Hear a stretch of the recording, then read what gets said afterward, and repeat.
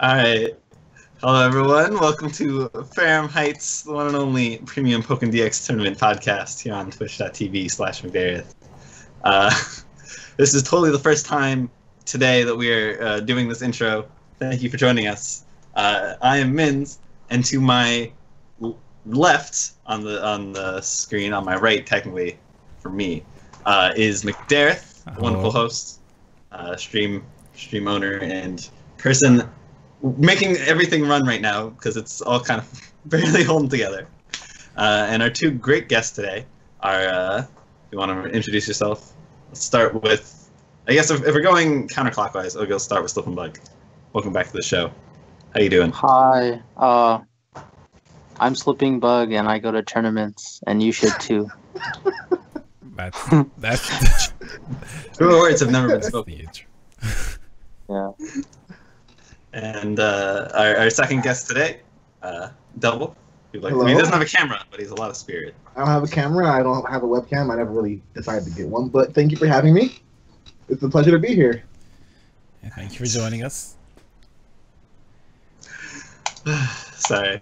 I'm just still laughing at how my internet just randomly dies in the middle of me trying to start it. Introduce the stream. It's okay. This happens. What can you do? With live streaming, it just happens sometimes. It's gotta run with it. This live stream has been a struggle to start.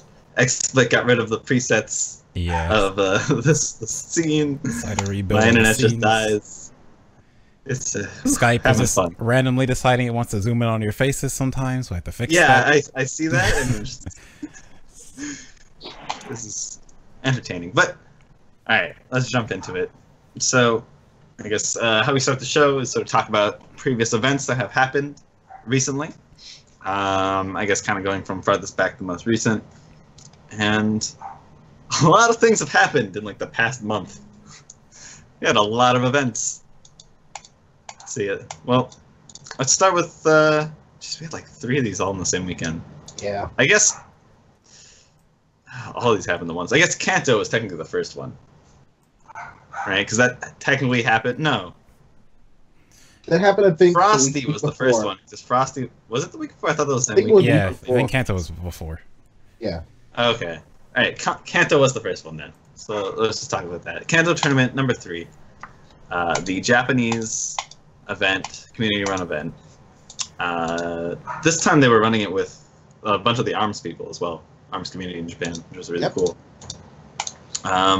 This is like their biggest sort of community event for 3 years running. I think Elm is the TO of it. I'm not entirely sure, but you know, there's a lot of people working behind the scenes to make it run. It's pretty awesome. Let's see. Let me get the Burnside graphic for this one. Wait, I don't have the Burnside graphic. I didn't post it in the chat. Oh my god. Well, spoilers. Wait, who won? It wasn't. Oh, it was Bungie. Bungie won. Yeah. Oh yeah. Yes. Okay. He ran a train on a in Grand. Yes. It was brutal. I have never seen someone get ran over like that before. He was in losers too, right? Yeah.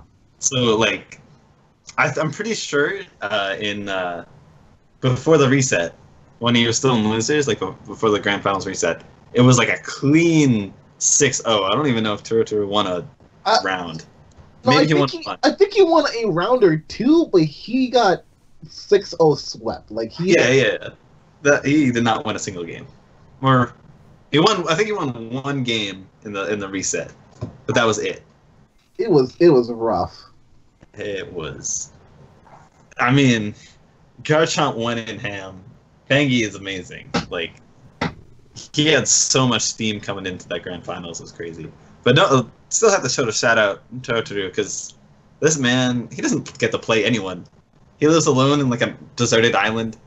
You know, like he had to like take a plane to get to Kanto. I think. Damn. Like it's a real trip. Like he is not part of sort of the general local community in Japan because he's just so isolated. And to still make Granza Gengar, Yeah, so, he so good. still was that good. I mean, against like everyone else, he was looking very strong. It was just Bangi had his number. And the thing, Bangi's losers run before he got to Taro Same. was Subutan and Tanoshimi. Yeah. And I think historically, Subutan has beaten Bangi, at least in arcade, from what I've seen on the archives of Toritaro. Yeah. Subutan historically beats Bangi pretty often. Mm-hmm. So for yeah, I mean that's not really a good. It's Garchomp Libre.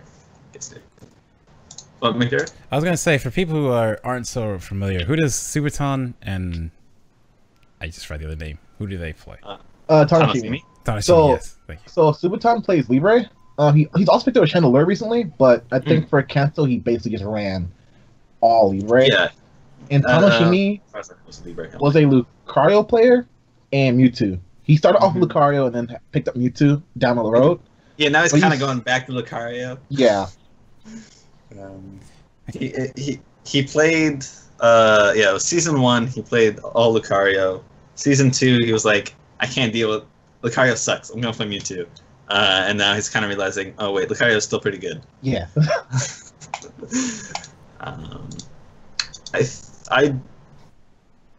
I think he went Mewtwo against Bangi. I'm pretty sure he did. I'm not certain. No, he went Lucario against Bangi. Did he? Okay. And he did go Mewtwo at one more point in that tournament. Against Salutaro, I think. Okay. I think in winners finals he went Mewtwo, and then when he lost, he went to Lucario. Okay. For the record, when I was watching this, me and Alistair were completely sleep deprived. Like this was like 6 a.m. my time. I had stayed up the entire night before, so we were kind of lost our minds. If you were in that voice chat, it was a descent into madness between us. Shout out to Alistair. Slippingbug, did you see any of Kanto? Yeah. So notable things that I saw at Kanto was it was like Subutan's first console tournament because he mostly just played arcade. Mm-hmm. So it was cool to see him. I think it was one of Bangi's first console tournaments as well. I'm not sure about that one. And then Tarutaro, one of his first console tournaments. Bangi, I'm pretty sure played at Cavo. Yeah. Didn't he? Wasn't he at Cavo? That I think he was at Cavo. Oh, okay. The American TV. And I think Taro was also at Cavo as well. I don't think he made the top 8, but I'm pretty sure he was there. Mm-hmm. Oh, okay. It's cool to see like new faces in the top 8 because the only returning player is Tanoshimi that you see in top 8. Yeah. Pretty much. Yeah, he's very consistently top 8. Yeah, he's top 8 of every Japanese event. He's incredibly consistent. Mm-hmm. And then you can see Rara and there's another scissor player. Yeah. There was 2 scissors, right? There was Sumimaru. He plays everyone though. He plays. Does he really? Yeah, he plays almost the entire cast. So he could have picked Empoleon or Mewtwo or Lucario or I think his main right now is Scizor, but he plays every character. I think if you can do that and have a strong sort of fundamentals with every character, I think you're really strong. I think that's a discussion for a little later though. How later we'll see, as I think it's sort of a good opportunity to go into our next event, or the next most recent event, which was so these all happened at the same weekend. So I think the first one was Frosty, right? That happened on the Friday. Yeah, that happened on Friday. So let's just go straight into Frosty. So, Alistair, how did you? Alistair. I Alistair on the mind because I was looking at a message you sent me. All right, Slippingbug, what is your opinion on Frosty Fastings? I I think it was run pretty well. Like Double did a good job. It was nice that it was a 1-day event, but I did think it ran kind of late, which is not really something that could have been helped since Frosty was a 2-day event. But yeah, like the stream quality was really good. I was really impressed with Unrivaled. They like uploaded like the matches like right after they happened. And yeah, like it was just really good. For those of you that don't know, I won that tournament with Decidueye, so you should check it out. I was about to say, I was waiting for you to say Empoleon. I'm glad you didn't. Empoleon showed up, but he didn't win. He didn't had a special guest appearance, a bit of a cameo, but almost won it. Couldn't quite go the distance. Yeah, if you haven't watched the grand final set, you should definitely check it out. It's on YouTube. It's a funny set. Yeah. Turns out birds and Pokemon are pretty good. Yeah. So I want to say something with that, but that's fine. Just keep going. It's fine. No. What do you have to say? Nah, it's fine. Let it all out. It's fine. No, pretty. Birds are good. Pretty we'll good move is on. fine. All right. We'll leave it at pretty good. That's fine. Right. So I think it was cool that we saw Twixie in Grands because it's been a while since we've seen him in Grand Finals, and he had like a new style of Chandelure that he was playing. Like he's had a string of like 4th place finishes in the past couple of tournaments he's been in. Yeah, I mean, when is the last top 8 he did? Well, what's the last tournament he did in top 8? I mean, he's top 8 at almost everything except CEO. Yeah, I think besides that, he's top 8 at everything he's gone to. Yeah, so he's super consistent, but like I feel like what was cool is that he covered like most of his demons. Like he's never beaten Toasty before, and this was the first time he's beaten Toasty. Yeah, he does often struggle. Like Lucario Chandelure is kind of a rough matchup. I know he had issues with Chandelure, but I mean, sorry, I didn't know he had issues with Lucario. I didn't know he like never beat Toasty. Yeah, he never beat Toasty. He never beat me. Well, he beat my Empoleon, but it's still a win, you know. So he got a win on me as well. Yeah, so that was really impressive by him. 3rd place was Kino. Can we talk about that? Kino. Can we talk about that? Kino with the run. Kino was on fire at Frosty's, dude. Like he ran through everyone until he got to Twixie. He was damn, dude. Those games against Twixie were close, honestly. If I remember them correctly. Once he got the top 8, I kind of wanted him to win the entire thing because of how well he was playing. Honestly, like that would have been the first Pikachu to like win a real event. Ever. Yeah. But I mean, I think now we might finally be able to say like Pikachu is kind of good, maybe, instead of people always saying like he needs results. This is the Pikachu has always been that sleeper character that everyone knows is good. But no one's put results in with him yet. But it's like, it's like every time you try and say Pikachu's good, people are like, but where are the results? Well, here's the result now. Yeah, it's like we have, Kino, we had, Cookie. Yeah, Cookie at NEC. And NEC. Oh, Thalia and NEC. At NEC, she got third as well. So Pikachu's getting third. I don't know. Maybe we'll see more of this character. I mean, they didn't really get changed in the patch, but who knows? And then Toasty, still really good. Still a top 8. Dude has always made top 8 super consistently as well. Same with Thanks a Lot. Those two are popping up in every top 8. Like, they're really good. H2 made 5th, pull out his Lucario. I think that was the first time we've seen his Lucario on tournament stream. I guess that's true. Yeah, on a stream I was gonna say because I remember him play out at some other events, but I don't know if on a stream. Did he play at other events? I know. I'm pretty sure he has played at other events. What's the last event he played before this? But he didn't commentate. So. Was it Thalia?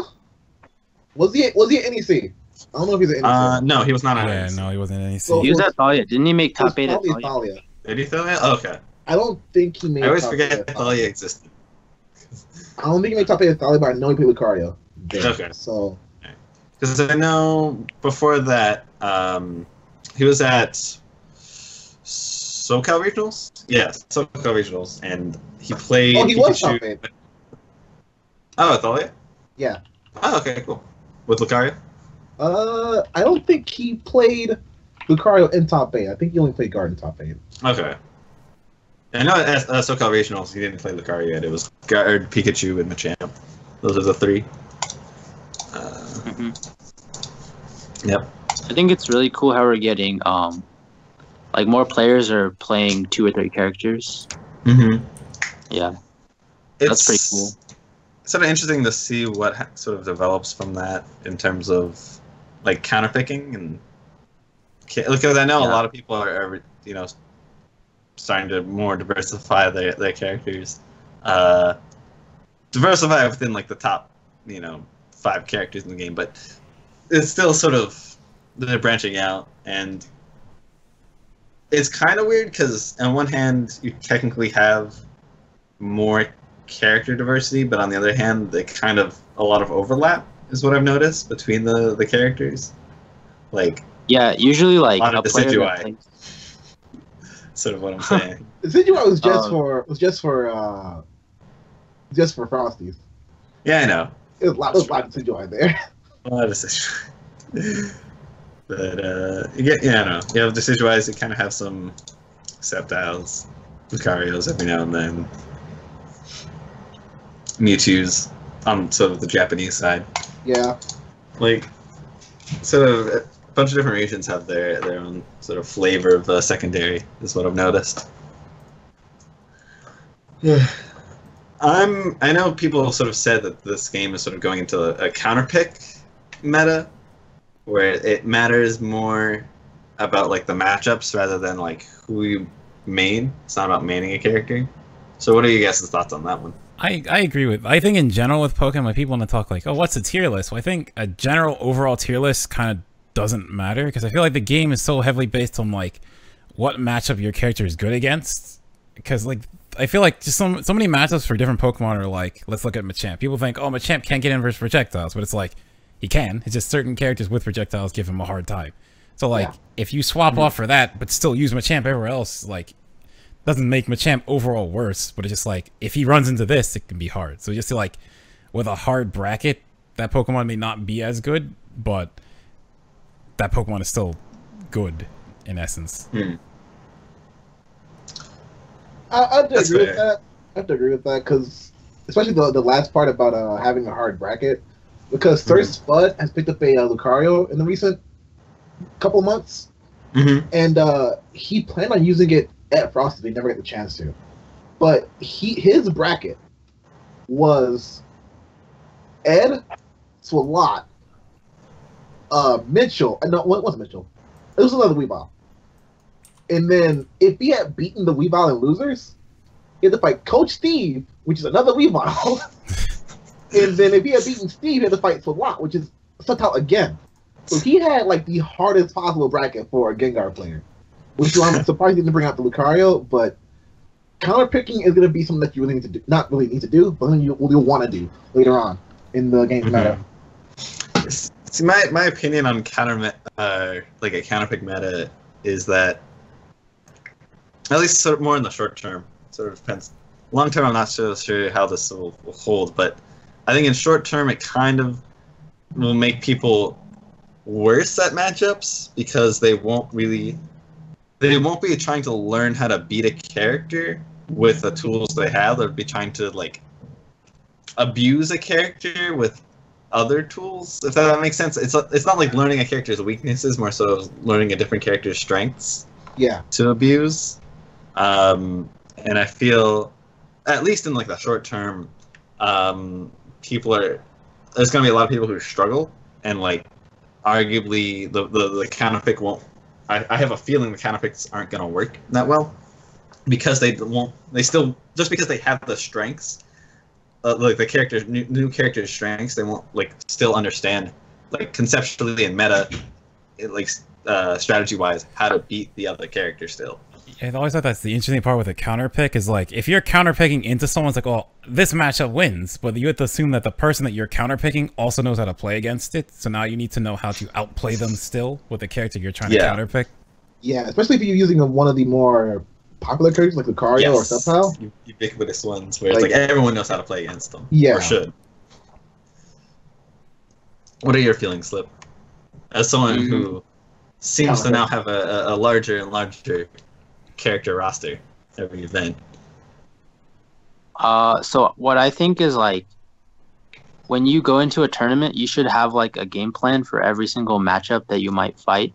So like overall, like you see that I'm getting like consistent tournament results, but it's not because I'm like the best player or whatever. Like I think I'm like only like I'm like pretty good, but the reason like I'm succeeding in tournaments is because whenever I go to a tournament, I always look at like the possible matchups I'll fight, right?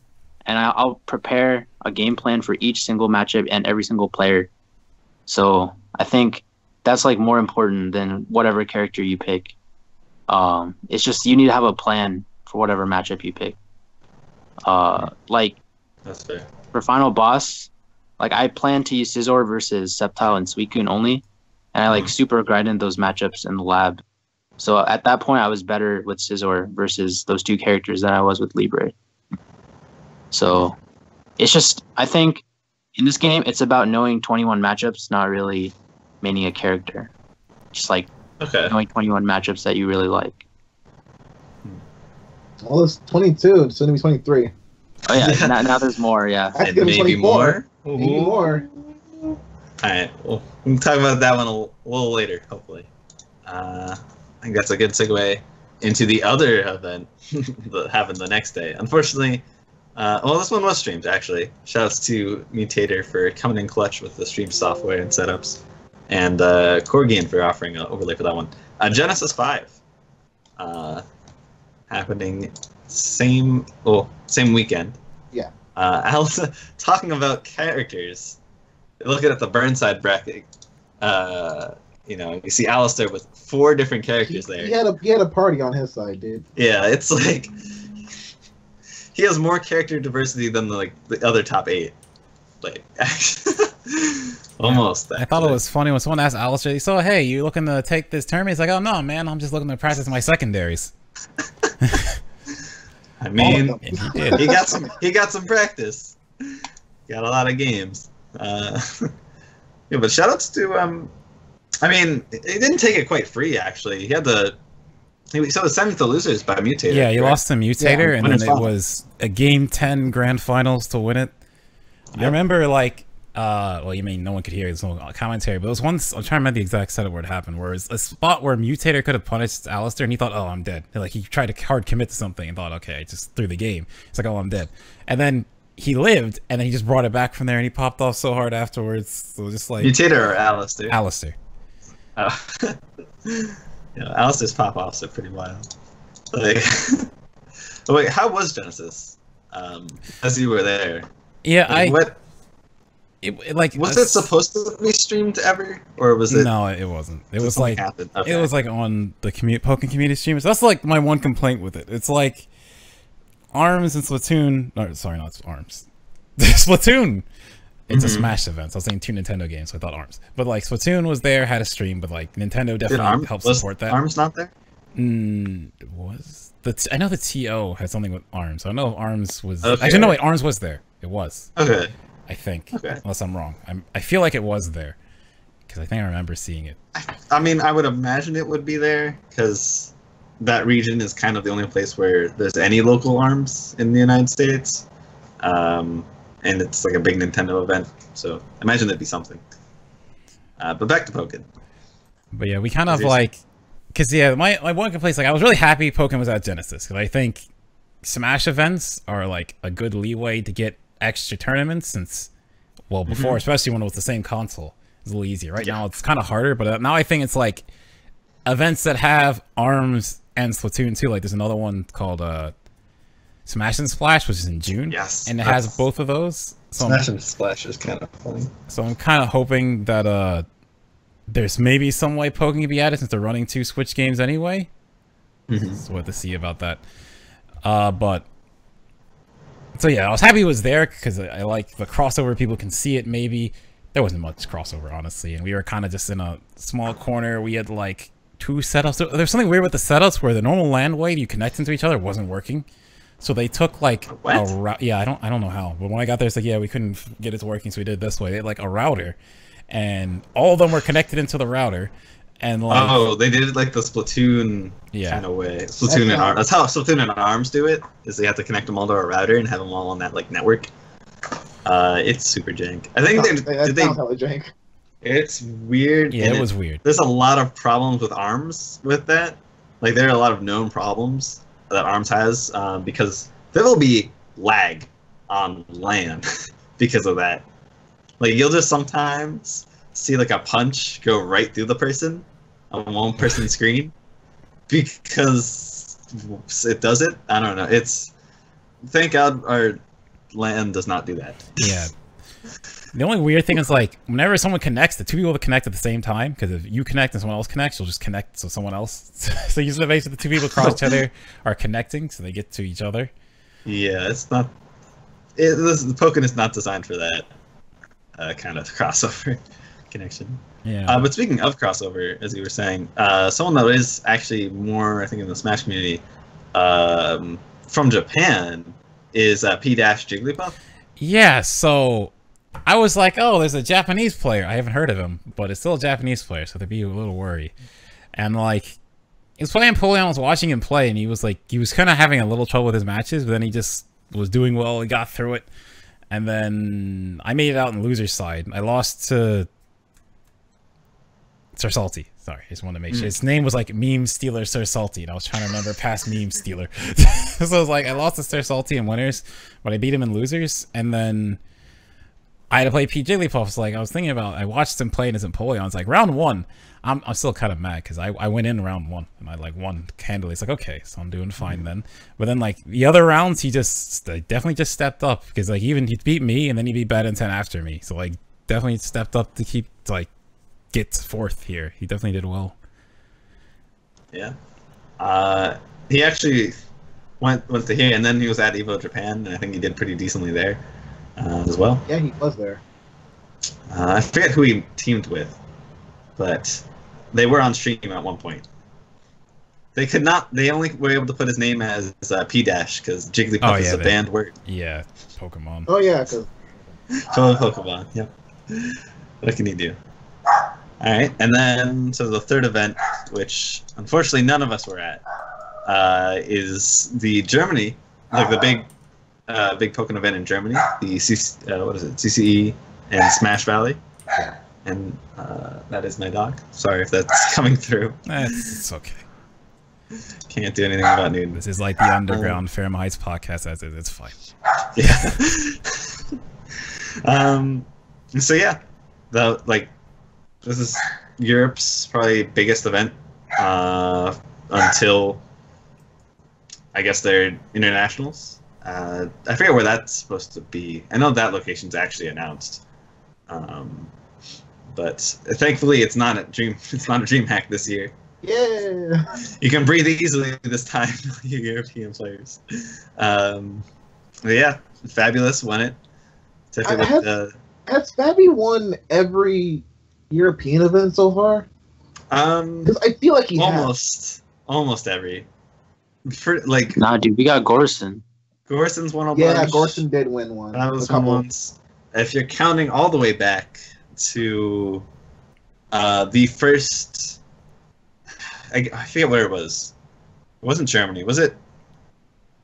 Was it the UK Nationals in season 1? That was a qualifier. Angel Darksong took that one. Yeah, that was okay. Yeah, you're all the way back. That's super far back, dude. Yeah, that was like that was like month 5. month 4 of the game. I mean, we're talking old school. We're talking Sceptile still had shield breaks. We're talking Mewtwo had infinites. Diglett was still the most busted thing in the world. Was Crest still frame 1 invincible then too? Crest was still frame 1, yeah, baby. Yeah, Crest was. That was the dumbest thing. Oh, hell yeah. Those are some good times back then. Those are some dank times. And then Fabulous X Absoluted, amazing. Lucario player, Jintrax, Tosax. The Discord meme boys, showing up. And then Double Shandy in 5th. Double Shandies. Oh yeah. And then the only, I guess not the only Blaziken in these top 8s, because we have you, McDareth. And Jay. And Jay as well, yeah. Yeah, 2 in there. So one of the 3 in. How do you actually say that? Do you say it as like Faya or Faya? Faya? I have no idea.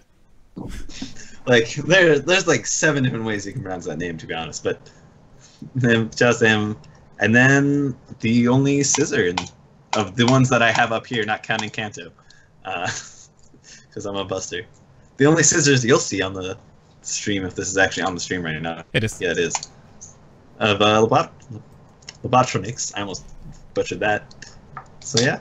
Shout out to Germany. Shout out to Europe in general. You guys don't get like enough opportunities, which is unfortunate. They really don't. Like, they're like truly on the grind of like keeping their scene alive, and I have to you just have to respect it. They put in so much effort. I really hope Pokemon Company doesn't wait till 2 days to announce the European qualifier again. No, it's already they announced. Already did. They already have the location this time. Okay. They gave them before like us 2-3 months in advance. Like, they gave them like more time than usual. Okay. I mean, on average, they're averaging what, like 3 weeks? So 3 weeks isn't enough, dude. 3 weeks is like. I know. Well, I'm saying I think they had reasonable amount of time. Well, even last year. Not for last Oceania. year. Oh, Oceania. No, they had no time. No time, and somehow still. We'll talk about that. Actually, I guess it's only like one other big event is Evo Japan. Yeah. Just the biggest fighting game tournament in Japan ever.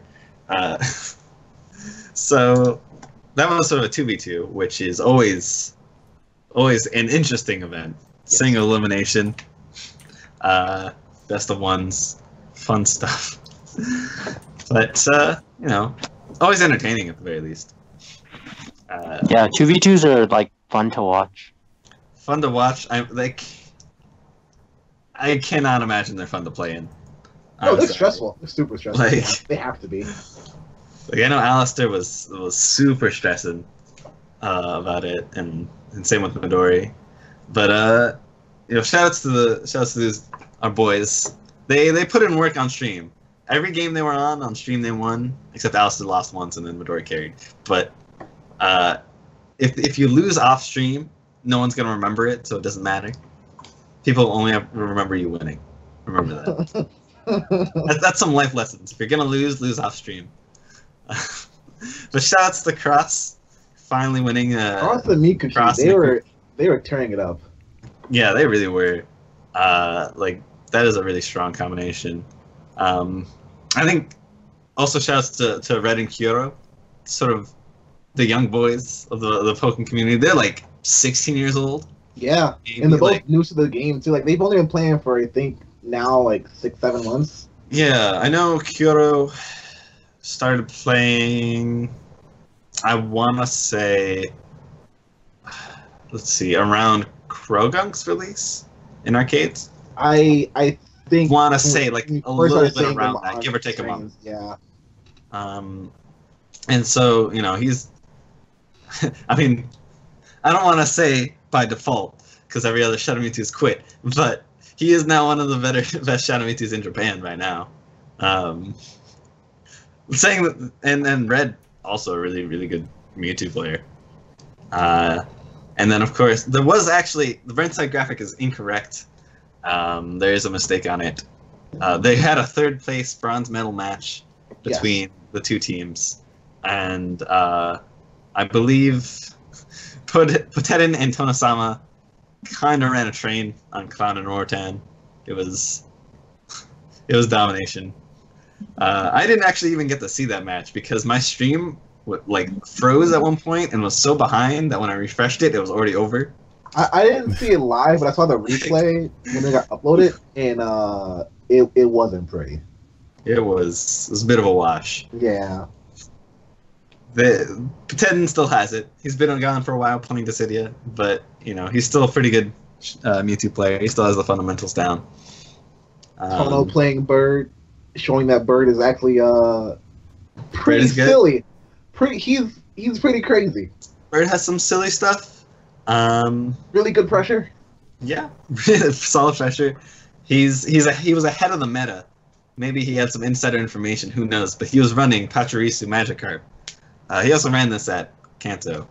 But two supports that got some pretty good buffs this patch. I can't wait to talk about the new patch. Mostly the supports, but that's gonna come later on. I mean, we might. Well, besides, I just want to shout out Cross again for being just so animated when he wins. He popped off super hard. It's always fun. And I guess I might as well just talk about the new patch. It's what's happening now. It's a good transition. Take it away, Double. So I'm gonna start with Egg Slash. Yeah. It's only been 2.5 days, and just from playing mostly Ouroboros and his Egg Slash, man, he's annoying. This character has some silly things. He has some things. So he had the stance cancels with going into shield form and blade form. I think it was after 6 transitions from shield from blade. 8. It's 8? Yeah, it's 8. I think it's after 8 from shield to sword. He gets both attack and speed up on every future transition, which I think is nuts.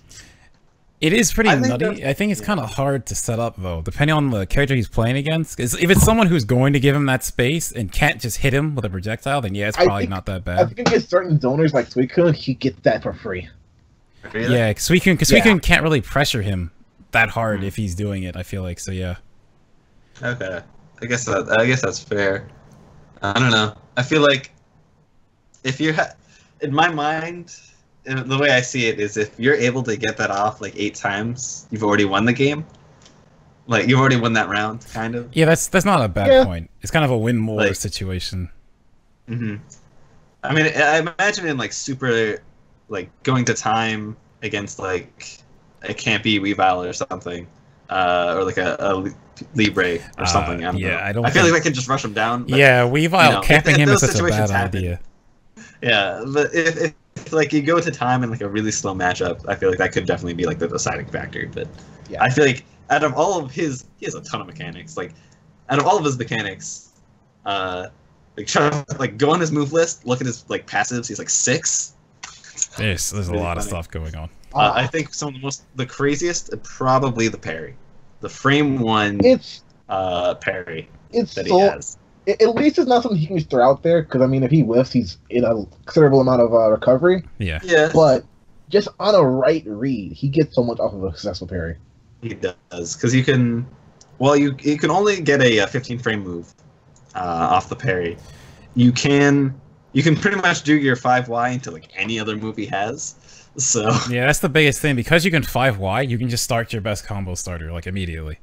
And go straight in. And like it's crazy that 5Y cancels into X. So like he's a magic series, which most Pokemon don't. Into just frames. He has 6 just frames in a combo. Like also the just frame for like 5Y to X is so much easier than like forward X. It's like you just do it right when the punch connects and it just frames. From what I'm hearing, his just frames are easier when he's enhanced. Yes. Really? Yes, they're easier. Oh, is it really? What I've noticed is like when he's enhanced, they become multi-hits. So like the window to hit them is I don't know if it extends the window based on the multi-hit, but because they're multi-hit, it's much easier to time them when he's enhanced. There's like hit stop in the game, so it probably takes... Like, hit stop is weird in this game and how it affects your inputs. In that, like, in hit stop, you can input an input, and it will count as if there was, like, no hit stop, if that makes any sense. And so I think that does sort of give a greater window if it is multi-hit for a just frame. Yeah, like once he's enhanced, most of his moves. I mean, I'm trying to think. I think almost all that aren't become multi-hit. Yeah, I think so. Also, yeah, I don't think there's a single one that like doesn't become like it's also chip on normals when he's enhanced. That's a big thing too. We made a Twitter post, a lot of support when he's sharp. I want to use the terminology because it sounds, I don't know, it sounds cooler than saying when he's enhanced. 'Cause it's a blade, you know. Yeah, I agree. and Especially sharp with and the dull. with the effect as the blade starts glowing. Yeah, it's like a red I love glow. they did that on him. I think that looks Oh. so cool. Okay. I think, like, flavor-wise, this is like the coolest character, like hands down. There's so much just cool, like, little flavor Here's and the like thing. personality of the character. Here's the thing about his personality. So all I can see, whenever I hear or see what he does, he's just an old dude trapped in the sword trying to be cool again by fighting. Dude, I imagine. No, go ahead. I imagine like the old, like the old butler, character archetype. I think is kind of like the old like butler knight. Is what they went with. Basically, yeah. Like, that's kind of what I imagine. Like he's like a gentleman, but like old, and you know he's kind of like old and dull. But you know if he gets a chance to be cool again and be sharp. you know when he gets sharp, he's like oh you know, just like when he was young. But dude, I love his burst attack. Oh, his burst attack Hands is down, great. one of the coolest I have- animations. I don't.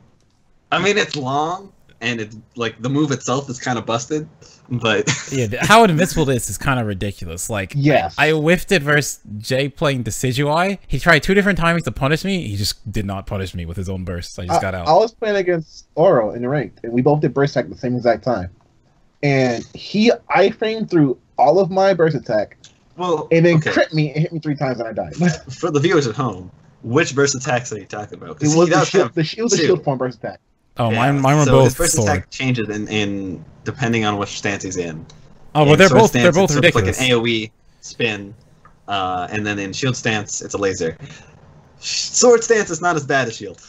It's technically not, but at the same, I mean, it's not full screen, but like at the same time, it's not full it's screen. just as It invincible. is no kind of Like shield is It like has- slightly more, but sword still has like sword and shield both beat Blaziken by like a long shot. And shield has kind of armor on it. So Yeah, shield's kind of armor, and it's frame 11. It's like Weavel's. Weavel's burst attack. It is I really knew fast. I knew it was really fast like Weavel's. I didn't. Also- That's dumb. Also, when like for some reason, it's like a really weird thing that I've only ever noticed on the shield burst attack. But like, after the cinematic where it starts up the attack, before it actually activates, like the gap between the cinematic and the beam like hitting is like 1 frame or Yeah. something. Yeah. Like, It's, if you're not super holding fast. block during the animation, you are not blocking it. Like, that's just a fact. Like, unless you somehow are like godly with getting like a 1 frame window, I don't think you can like do a teleport or like I guess is it a projectile? Is it considered a projectile? Can like I don't know. you agility? Yeah, through actually, I didn't test that yet. Yeah, I don't think any of them. but even if like you'd have to do that preemptively, there's no way you can do it reactively to the animation. What are your thoughts on the sword and board, Slippingbug? You seem a little too comfortable over there on your bed. I think he's like one of the harder characters to play, definitely. So I can see that being like, I think like a very like few certain players will be really good with him, but outside of that, I don't really see him making too big of an impact on tournaments. I see him being sort of like a Gengar, Gengar version 2. Kind of like dedicated mains. really dedicated mains who really push the character. And then like every time he shows up on stream, in like a top 8, people would be like, this character is amazing. Why does everyone say he sucks? And then like, months down the line, people are gonna be like, where are all the Aegislash mains? Yeah. His character's not that good, Yeah, people will be like, this character can't be that good, no one really plays them, and then like they show up and body everyone, but no one will still play them because they're hard. Something This I, Yeah, just like Empoleon. That's like. You're about to Yeah, say I think like with the DX characters, they haven't really been making like a tournament like splash, you know? Like no one's really like picking them up and doing. What about the Decidueye? You know, the DX I mean, character. like new players. Like there's like established players playing them, but I haven't seen like a new player that hasn't like picked up DX before come in and do work yet. But I think maybe we just need more time. Yes. I think for like a new player, I think it's gonna take time. If I had to give one, he hasn't gone to a major that I know of yet, but I had to give Zucchini from New Jersey that for new players in DX. He's been playing Scizor since he started, and this last HBA he got third, which I think is his highest placing to date, and he was playing extremely well that night. Mm-hmm. So I think if we give him another couple months, maybe like 1 or 2 months, he will be the person that shows up and shows like, oh, as a new player to the game, picking up a DX character, I can do this. Yeah, I think another player to look out for, funny enough, also from Tri-State, is Shiba Roll. He's like a brand new player. Like he like just started going to the Neo City locals in New York City. But I saw him messing around with Aegislash on ranked, a couple days ago. I think he might be sticking with that character. He was playing guard a little before, but if he does stick with Aegislash, like he already has like a really solid idea sort of how to play the game, and is already like pretty solid for someone who he just started not long ago. So I think he's definitely someone who can improve very quickly. And we might, if he's able to go to events, we might see a lot from him. Also, Maverick, even though I know he played in Wii U, he's picking up Decidueye, and I think he's taking it more serious now, especially now that there are more New York City locals happening. But he's a really good Decidueye. I was gonna say with Aegislash, something I love with his design is that he's a character that rewards your knowledge of your opponent, like both what your opponent wants to do and what that character wants to do in a given spot. And also it's interesting because that's a new dynamic for the opponent. It's like, well, I can't just do my 5YY because on the second Y you just try and parry me.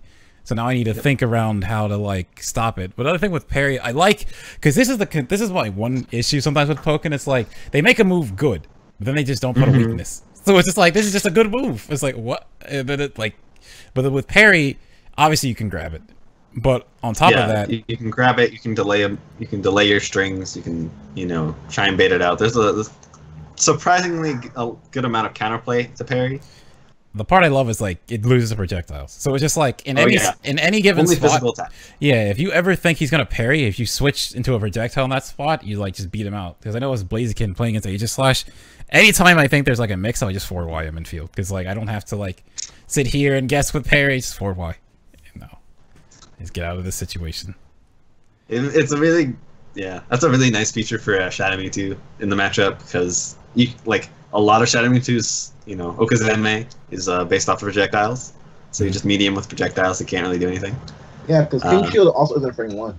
It is not frame 1. Yeah. So if you have a projectile move that you can hit him on meaty, he has to hold that. That was the one thing when I was trying to play with him. I was thinking you mentioned Weavile, playing against Weavile's Weavile's Aegislash. If Weavile is gonna just go in, I feel like he gets oppressed. Eventually, I feel like he needs to commit to a parry on something just to get Weavile away from him, because his shield is so low that there are couples. If you're blocking too much, your shield is just gone. Then you get fake out. Is his shield is a low health? Yeah. Yeah, it's a weak shield. Okay. Yes. So that's the only new character so far that's had a low shield. Which is Every weird. other character is either normal or bringing in a new rank of tanky, of a high health shield. It's just weird because he's a sword and shield, but his block is just not. It's just not. It's a rusty sword and shield. It's the stances that makes it so his shield was weak. If he had a normal shield, that would be way more annoying. I wouldn't say it'd be broken, but he'd just be way more annoying to deal with. Maybe. Yeah, it's fair. I mean, we'll have to see. I feel like what I'm seeing from him is that I feel like his buttons aren't great. His sort of neutral buttons aren't really amazing, especially if he's not in hands. because then he doesn't really have. I kind of think the range of them kind of makes up for it, because like they're deceptively long. Like even 5Y, you think you have to be right next to him. Like he moves, he like steps forward a little bit and then punches a good range away, and that also it can hit people out of the air. So just like the range of his normals are kind of nuts. Okay, something else. 6X, even though it's not safe, when that move is enhanced, 6X is full screen. Yeah. Oh Wait, yeah. Oh, what? Yes. No, I noticed his hit first. It's not full No, screen. yes, it is. But Yes. No. It goes pretty far when he's in. It's almost full screen, and if he hits you at all with it, he gets full combo. Like 6X when he's enhanced is just nutty. That's like such a hard. Don't even. No. Cause I was playing Vortex, and Vortex would C86 Shadow Mewtwo back. I 6X and caught it and did a full punish. I mean, like to be fair though, that move is -16. Oh yeah, it's like, it's super minus. No way around that. Like every other move, all those other heavies that sort of give them that like recoil animation, they can be canceled into parry, like the recoil, which is kind of wild. But you can just grab that. There's like one thing I think is going to be kind of frustrating to play against this character as, is the fact like his parry, the animation of it is not flashy on whiff. Yeah, it's pretty subtle. It's a subtle animation, so it can be hard to like notice and punished in time, because it's really just like the actual animation of him doing this is super quick and not a lot of like anticipation or like is that the right term for animation? It's like what how like a baseball animation they'll like draw back and then like stretch forward. Yeah, there's not a lot of wind up. It's just like immediately he does it. Yeah, it's just instantly that, and then he sort of just goes back sort of slowly. I was kind of sad. Very small sound effect too. I was like sad they called it parry instead of guard impact, because it makes me think of that from Soul Calibur more than anything. It really, I mean, isn't it arguably it's like Sophistia's guard impact, right? Yeah, it's exactly it makes me think of hers too. Her animation. I'm pretty sure he has at least like 2 of her moves. I'm certain. He has to, or it. I don't know. So yeah. Also in this patch is a whole heap of changes. No significant character nerfs in my opinion. But I guess there are some significant changes, I feel, for a few characters. Buffs, perhaps. For Weavile and, surprisingly, Decidueye. So Weavile's got the new charged fake out. I hate it. I hate it so much. It's I don't like it either. So good. Okay, can we talk? Okay, so this character did not need this. Yeah, it's like I feel like they literally sat down with Weavile, looked like, what can we change? Let's take his 2 kind of weaknesses right now, where if you Fury Swipe, the opponent can mash counter, they kind of win. They don't have to guess in that situation. Let's take that, and let's take Jump X, which is the only like super hard commitment in field. Let's just get rid of him. Let's make it so he can just mix him up. And then, like, the fake-out thing, so I was like, because I remember when we saw it, oh, you can charge it. People were like, there's no way that counters. I tested it immediately, and it countered, and I was like, counter pierces. I'm like, no. Why did they do this? Why does that really, really quick charge, tiny little, like, clap, pierce? I don't know. Charizard's brand new, giant, like, slow charging tail swipe does nothing. Doesn't pierce. Like, that takes forever to charge. So obvious. You can just see that free. Like, come on. So outside of damage nerfs for Weavile, every single pack he's gotten some sort of buff. Really? Yeah. Nia has to be one of the programmers. There's no way. Yeah, Nia's on the program. Like, Empoleon got slightly better, I guess. So Empoleon is the best character. No, he's not. Alright, so how do the changes sort of I guess the 5Y is nice because you use that in do you use that in combos? I guess yeah, don't you do like sliding 5Y? What the changes mean for Empoleon is that he can use his normals up close a little bit safer. 5YY gives you more reward. 5X is like pretty much safe now. It's like -12, but it has really good pushback. Pushback. Okay, yeah, pushback is huge. Yeah, and then 6Y has like insane range and it's like special cancelable too. Which is fair because which move is 6Y? That's like the two fins for it, the fin stab. Oh, okay, yeah. So yeah, that move before, I understand that buff because the range did not fit the animation at all. Yeah, so, that can happen. So it That happens a lot on that character, doesn't it? Yeah, it does. It has good pushback too. All right. Well, I feel like though, was up close really like where Empoleon struggled? No, He struggled. doesn't struggle anywhere. Yeah, that's Shut up, Slim. I guess one way to look at it is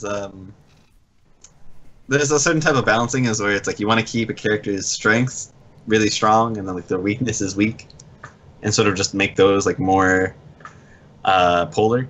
I guess. I don't know with this patch. It kind of feels like at this patch, you're like, you know what? We just want to buff this, so let's go ahead. Yeah. Speaking of buffs, Decidueye got some good ones, in my opinion. Having real guts. Yeah, having real guts and 4Y being plus now. Oh my god, 4Y. Yeah. It's. I think the release X is like whatever. No one's gonna use that anyways. But I don't think damage nerfs. Unless it's like super, super hard damage nerfs, I don't think they matter. I think the reduction to release Y was like from 90 to 80. I think it was the same thing for Soaring Stance as well. Yeah, it's like 10. It was like 10 damage isn't really too big. No, it was from 80 to 64. Well, 80 to 64? Yeah. For what? So, release Y? Yeah, release Y. Oh, damn. So what that does is like throughout the match, it doesn't really do anything. But to close out games, you might need to land a few more to close them out. Okay. So it matters when they're in rage because it'll do like really low damage. It's multi-hit too, so like how rage interacts with that is like extra low damage. That's fair. And then, so for Soaring Stance X, like there's other routes you can take, but overall, like some of the more common ones, like you know how you do like 5Y into the slam. Does that wait? So is this damage or is the damage reduction on both hits of it? The base damage is 80, so at the like all the combos do like 10 to 40 less damage. Oh, really? So even the ones where it's like you hit one part of it, they ground balance because they missed the other part, and then like you keep going? I don't do those combos, so I don't know. Oh, okay. I got hit by that. Like I remember DX Launch got hit by that by someone on ranked on stream. I was like, what just happened to me? I was so confused. It looks super weird, but I think it's cool. But do you think those are like? Do you think the nerfs are enough to like make the buffs reasonable, or do you think it's like more net positive for them? What are the buffs again? Oh, the guts is nice, but it's like something that should have been there, you know? Yeah. But it's still 4Y being plus is like it's nice, but the thing is, like, I liked it when it was even because it let you play nice mind games. For example, if you did 4Y, they would usually 2Y, right? Because they want to clash with you. So what I would do is I jump and JY and beat their 2Y and get like a huge combo. But now people are just gonna block and they're not gonna mash 2Y, so I can't do that anymore. So you just grab them and then they mash 2Y. Simple. Yeah, simple I know, math. but yeah, now you can grab them and like do other stuff. But actually, what people are gonna do at +4 is that they're just gonna jump. Trust me, trust me on that one. They're just gonna jump. So people are just gonna jump now instead of the other stuff. All right, that's kind of it for the really significant changes. I want to hit one last thing on fake. I was saying, okay. One last thing before we go to something else. I wanted to bring. I was gonna go to the supports. Wait, we forgot Lucario though. Yeah, I would say Lucario. He got some pretty significant changes in my opinion. Okay. Like Bone Rush Upper, although was pretty much unused on most players except for like Pental and sometimes Toasty. That was a very good tool in burst. Like that, it was disgustingly good. It covered jumps really well, and if he caught you in the air, he got a full combo. Yeah. And it was safe on block. Now it's the same as it was when he's not in burst because you can grab it if you have a 9-frame grab or a 9-frame attack. Okay. and 6X, both charged and uncharged in a burst, have more scaling on the last hit. On the last hit. So what is this? Like, how much worse is it? Do you know? So Pentai was testing it the moment the patch dropped, and off of grounded 6X, Lucario can't break 178. Oh, okay. Oh. Yeah, like he has a tough time breaking 178 grounded off of a raw 6X. Are you talking about like with Jirachi and Rage and stuff, or just No, like just like full health, not full health, like out of rage, raw 6X. If he does fully charged 6X, from what I've tested, I'm not too sure everyone else has tested. Without rage, he has trouble breaking 208. Oh wow, that's pretty significant actually. Yeah, that's a big change. I didn't realize it was like. Nice. I didn't know it like actually did that much. That's definitely a fair change though, when it's just like I just tap 6X and there goes most of your health. So it's like it's kind of makes it. This is the kind of damage change I think is significant, because it's like if he can't kill you off of like one exchange and burst, that like kind of that's kind of been one of his biggest strengths. Of course, Jirachi Rage is probably still going to make it do a lot of damage. Yeah. And he'll still have, his grab, which will do a lot of damage. But this will probably make him feel a little bit more fair to play against. What do you guys think of the buff though? The forward Y causing infield causing knockdown. Okay, so a little bit more damage. Was it his forward Y, like the old like Mewtwo, Shadow Mewtwo? I grab. Oh no, I do homing attack, and now you have to block because I get a guaranteed mix up here. Didn't in DX people? I thought that people said it was Lucario's forward Y you could do that with, or was it not? Because I remember people said Lucario got it on something. That was his grab. Okay. They took that out. Yeah, that got taken out in like 1.1, right? Like instantly. The forward wide change. I don't. I'm kind of iffy on it. Like I understand why they did it, but I'm kind of like, why though? Yeah, like I understand. I don't think the move is good enough to use, but they want people to use it instead of Bone Rush. Yeah, in because situations. When you think about it, the only move he has that causes a knockdown after a shift is Force Palm and JX. Yeah. And everything else left you standing.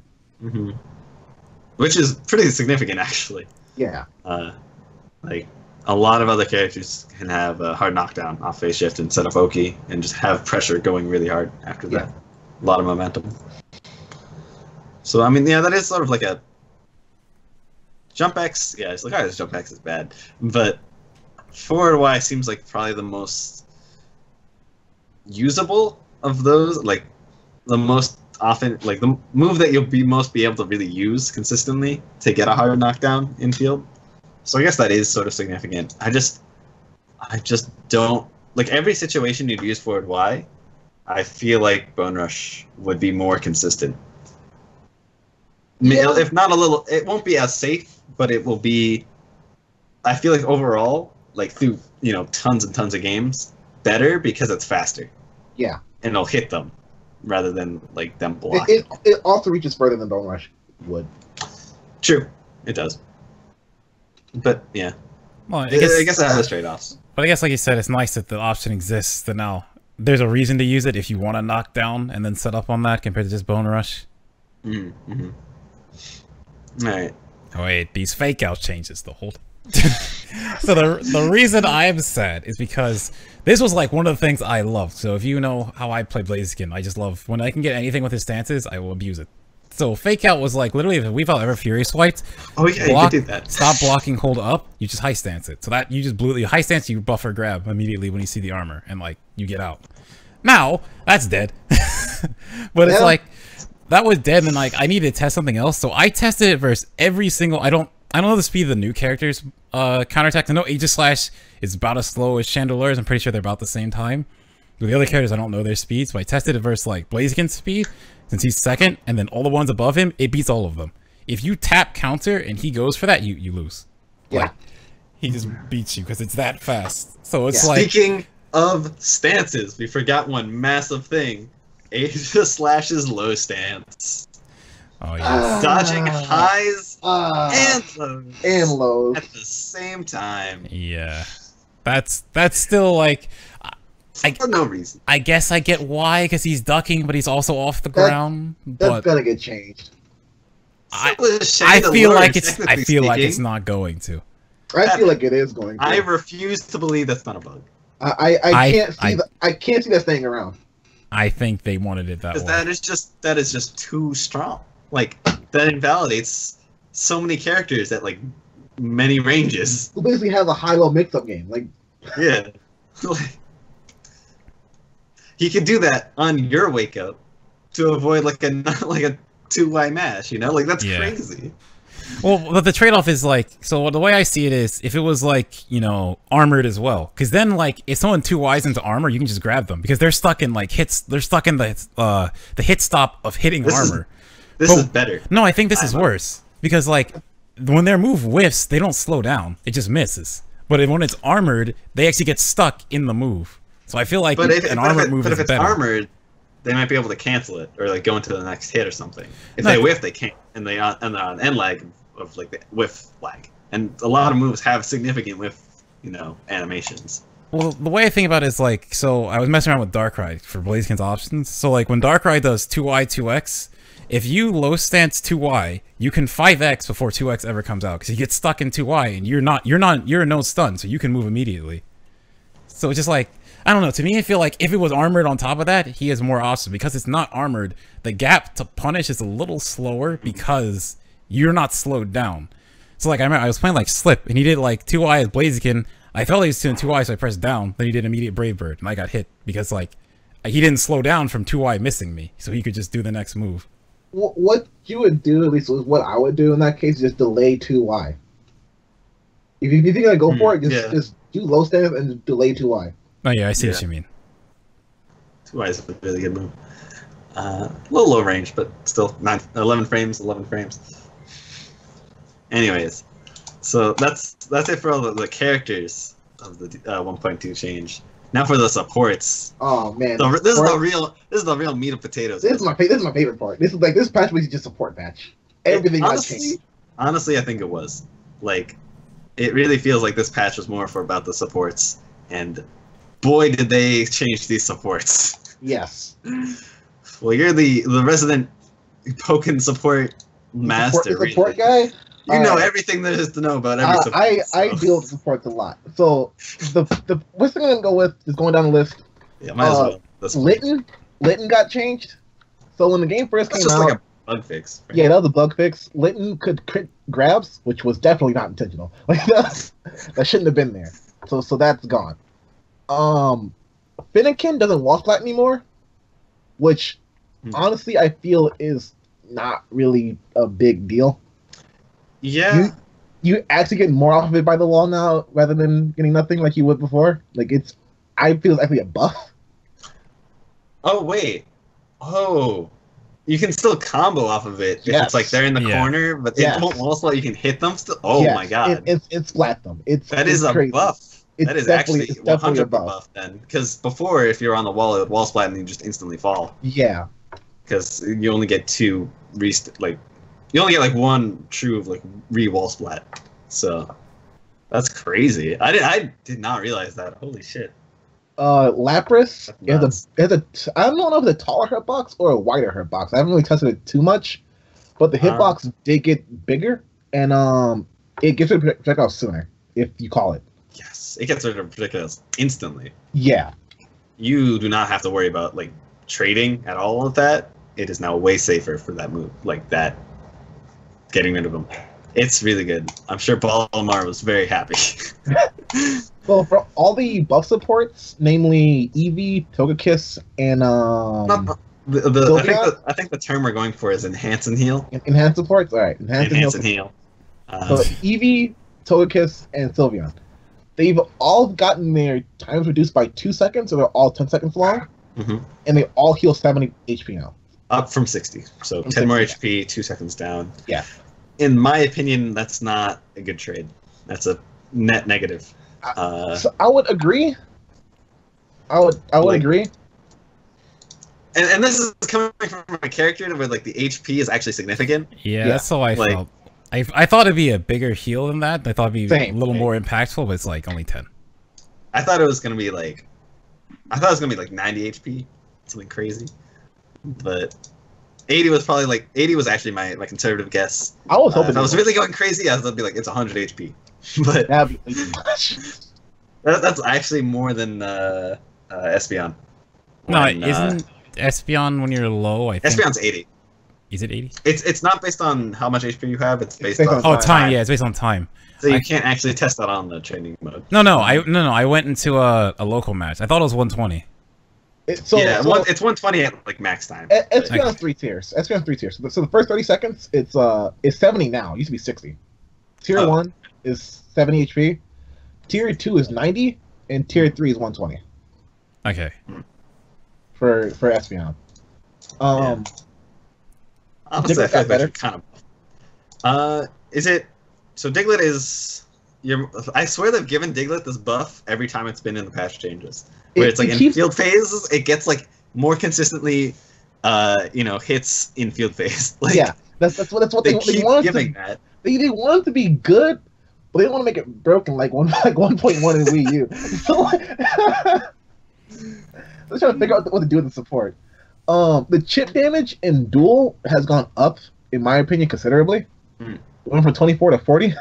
Oh, okay. That's a pretty big change. Mm-hmm. I didn't test. Go ahead. I was about to ask about the field. It sounds like you're about to answer. Yeah, I didn't test it in field, so I can't say how much they changed that. Because I know one of the biggest uses of Diglett in field was like you'd make him block it and then you'd push him out of it and grab, or like push him out for like a mix-up that they wouldn't be ready for, because it had very actual little hit stun or block stun once they were actually out of the sort of the AOE. So if it's harder for them to get out of it, is it like, can you still push them out of it, or like can they still naturally get out of it? Yeah, you can probably still do it, but will they naturally kind of fall out of it even if you're not pushing them? Because that would happen before, and that would sort of make it harder to guess, make it a little scarier. I don't know. So, what I think it does, because I just tested it right now. Bless the Switch. Shout out to the Switch. So, it hits on your shield more in field, because before it only hit 3 times before it pushes you out. Now it hits 5. Ooh, okay. So it has a little bit more time for you to actually, push them out or get them to block more, so you can get in sooner. Okay. Which I think is fair. That's a good change, I think. I think that's a really solid support set now. Like both of them, honestly. Yeah. Like I think I know Cubone got a lot of I wouldn't say hype, but people noticed it sort of when DX came out. It's kind of died down. One buff that it needed. Yeah, it got the one buff it needed, is that it combos it with itself now. And that's all it needed. And now it's a really solid support. Yeah. In my opinion. It definitely has its niche uses. I think Diglett is we'll have to see if this is the change it needed to get back to being relevant. But let's see. Maybe it's enough. Yeah. I think Diglett is good for winning field phase. I agree. Against a lot of those donor characters, yeah. Yeah, it just forces them to stop. And I think it's really good versus Mewtwo. Do you? Really? Yeah. Because if he sidewise, you call Diglett, and then what is he going to do? Oh, that's true. Couldn't he just... But can you do that with Lapras? Fair. Yeah, you're right. Lapras is probably better versus Mewtwo. But Diglett has a better recharge time than Lapras, though. Yeah, just 20 seconds. Fair. I think it's pretty good versus Darkrai, too. I think it's good against Darkrai. Yeah, I can see that. I can definitely see that. Alright, let's keep going down this list. Jirachi. So what we thought was gonna happen is not what actually happened, and I'm upset about that. So the first we thought it was gonna be a reduced energy gain. It was gonna be cut by some amount. And I would have been perfectly okay with that change. Yeah. Same. Put that on par with the Cresselia, or make it worse than Cresselia. Personally, I would also like the inertia to the buff bonuses, but just having that would have been good too. I mean, the buff bonuses are the real problem with that support. I think everyone can more or less agree with that. But I think I think it's okay. Again, I was talking about this earlier. You know, to have like polarizing balance where it's like a strength of something is really strong and its weakness is like not as good. So it's like you keep the strength really strong and nerf like the other things around it to try and make it more reasonable to have it such a strong strength.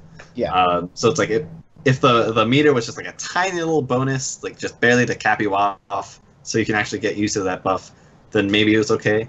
But it's still like 30 synergy, which is still crazy. A lot. and then no, go ahead, Slip. So what that actually does is that a lot of Japanese players. It does change one thing, yeah. Yeah, what they'd run special cheer, so they could use Jirachi twice, like really fast. But they can't really do that anymore as much.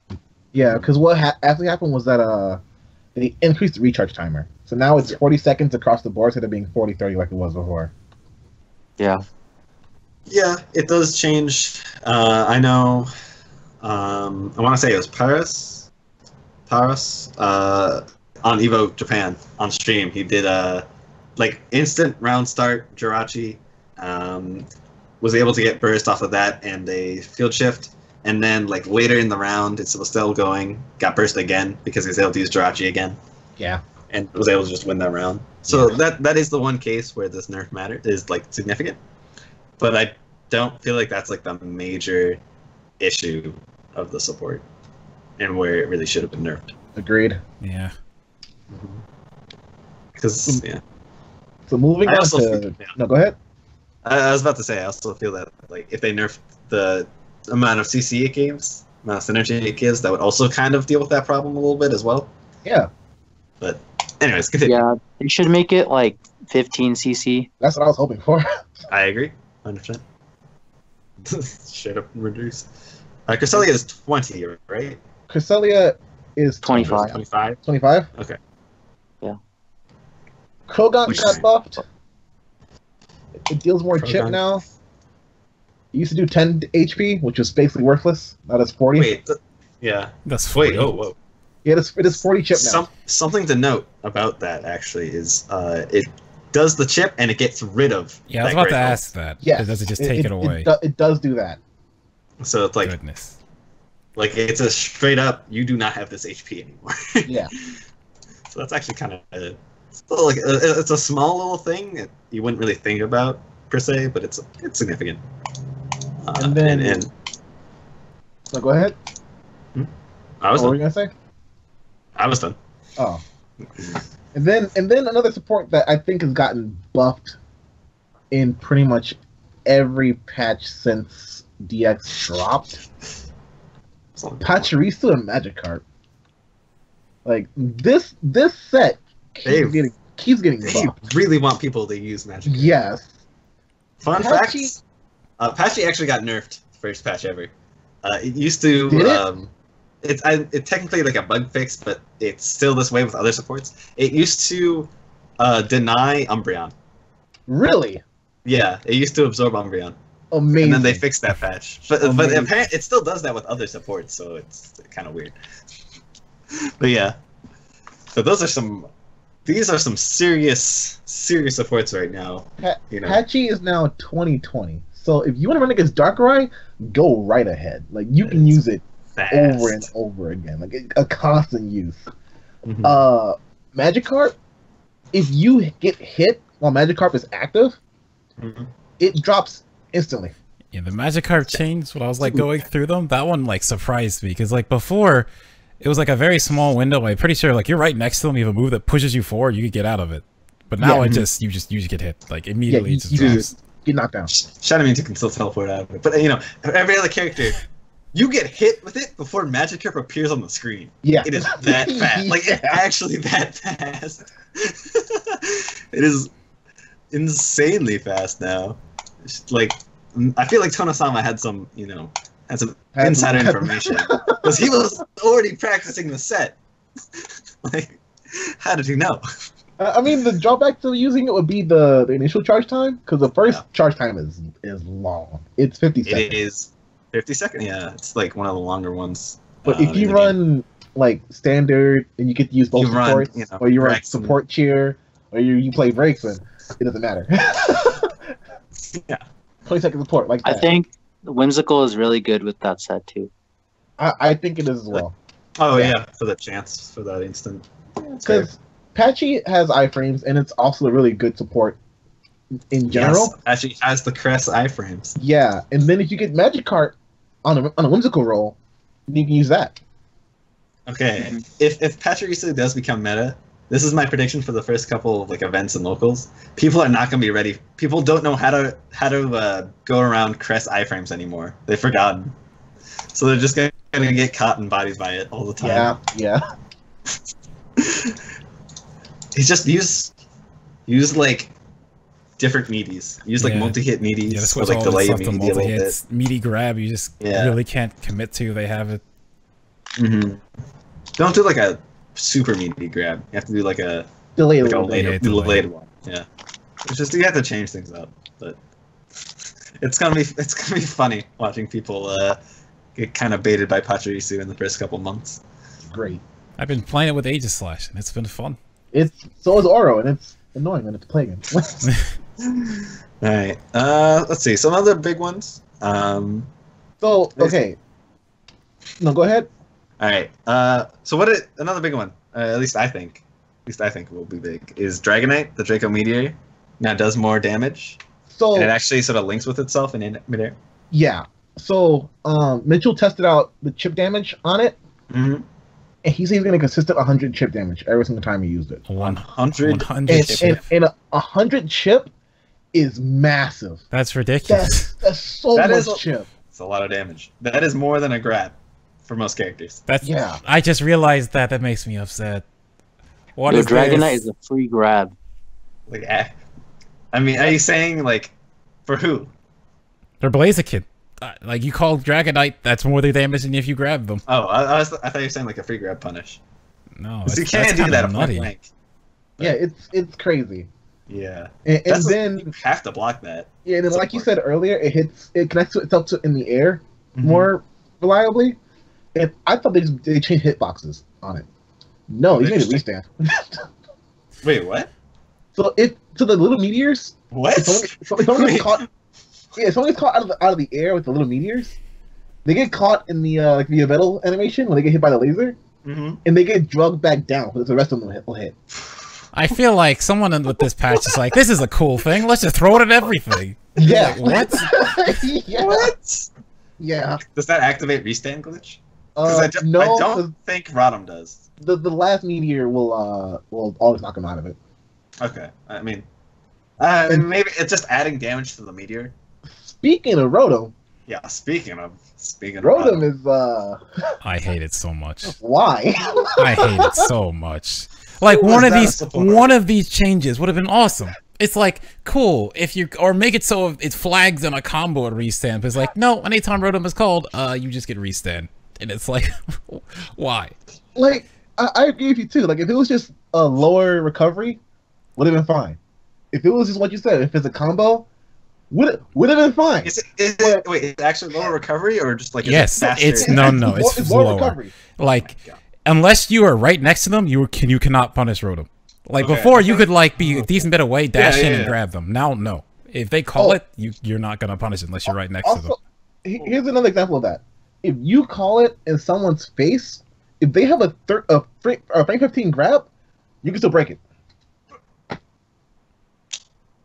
Alright.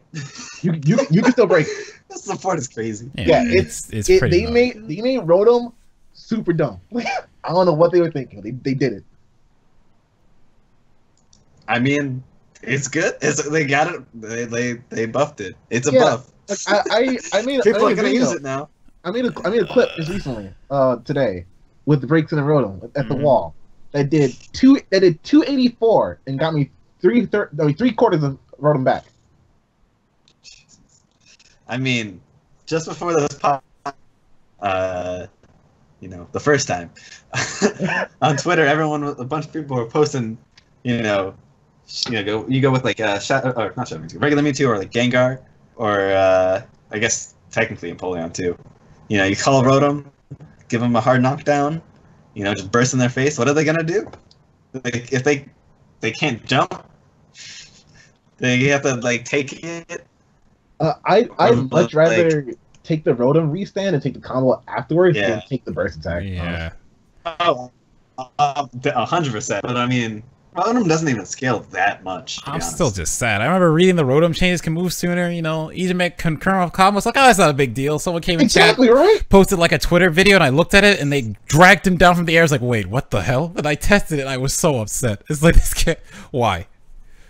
Have you ever seen a Rotom when it's like too high up in the air for him to actually reach the ground? No. You can do it with Shadow Mewtwo's Pillars pretty easily, where he'll just sort of like float down like in their like stunned animation until they get to the point, and then they'll just sort of air flip out. It looks really funny, slowly falling.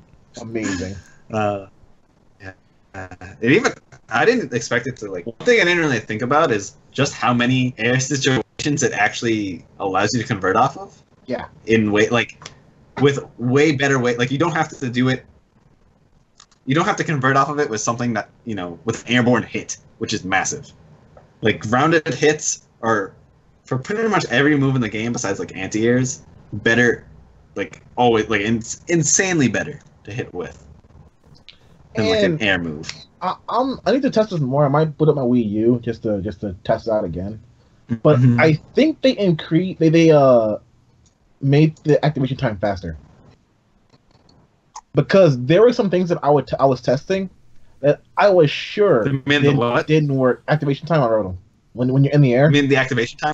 Yeah. I mean, isn't that what they? See, that was the thing. Oh no, never mind. They changed it. I could have swore I read that it activated faster originally in the patch. I think it does, because there are some things that I did that I was 100% sure did not work in Wii U or in the last patch. I mean, we can go to Thulius's old video and see what works and what doesn't. I know Weavile still can do the instant, quick drop to dodge it, but we'll see. I don't know about other characters. Actually, you're right.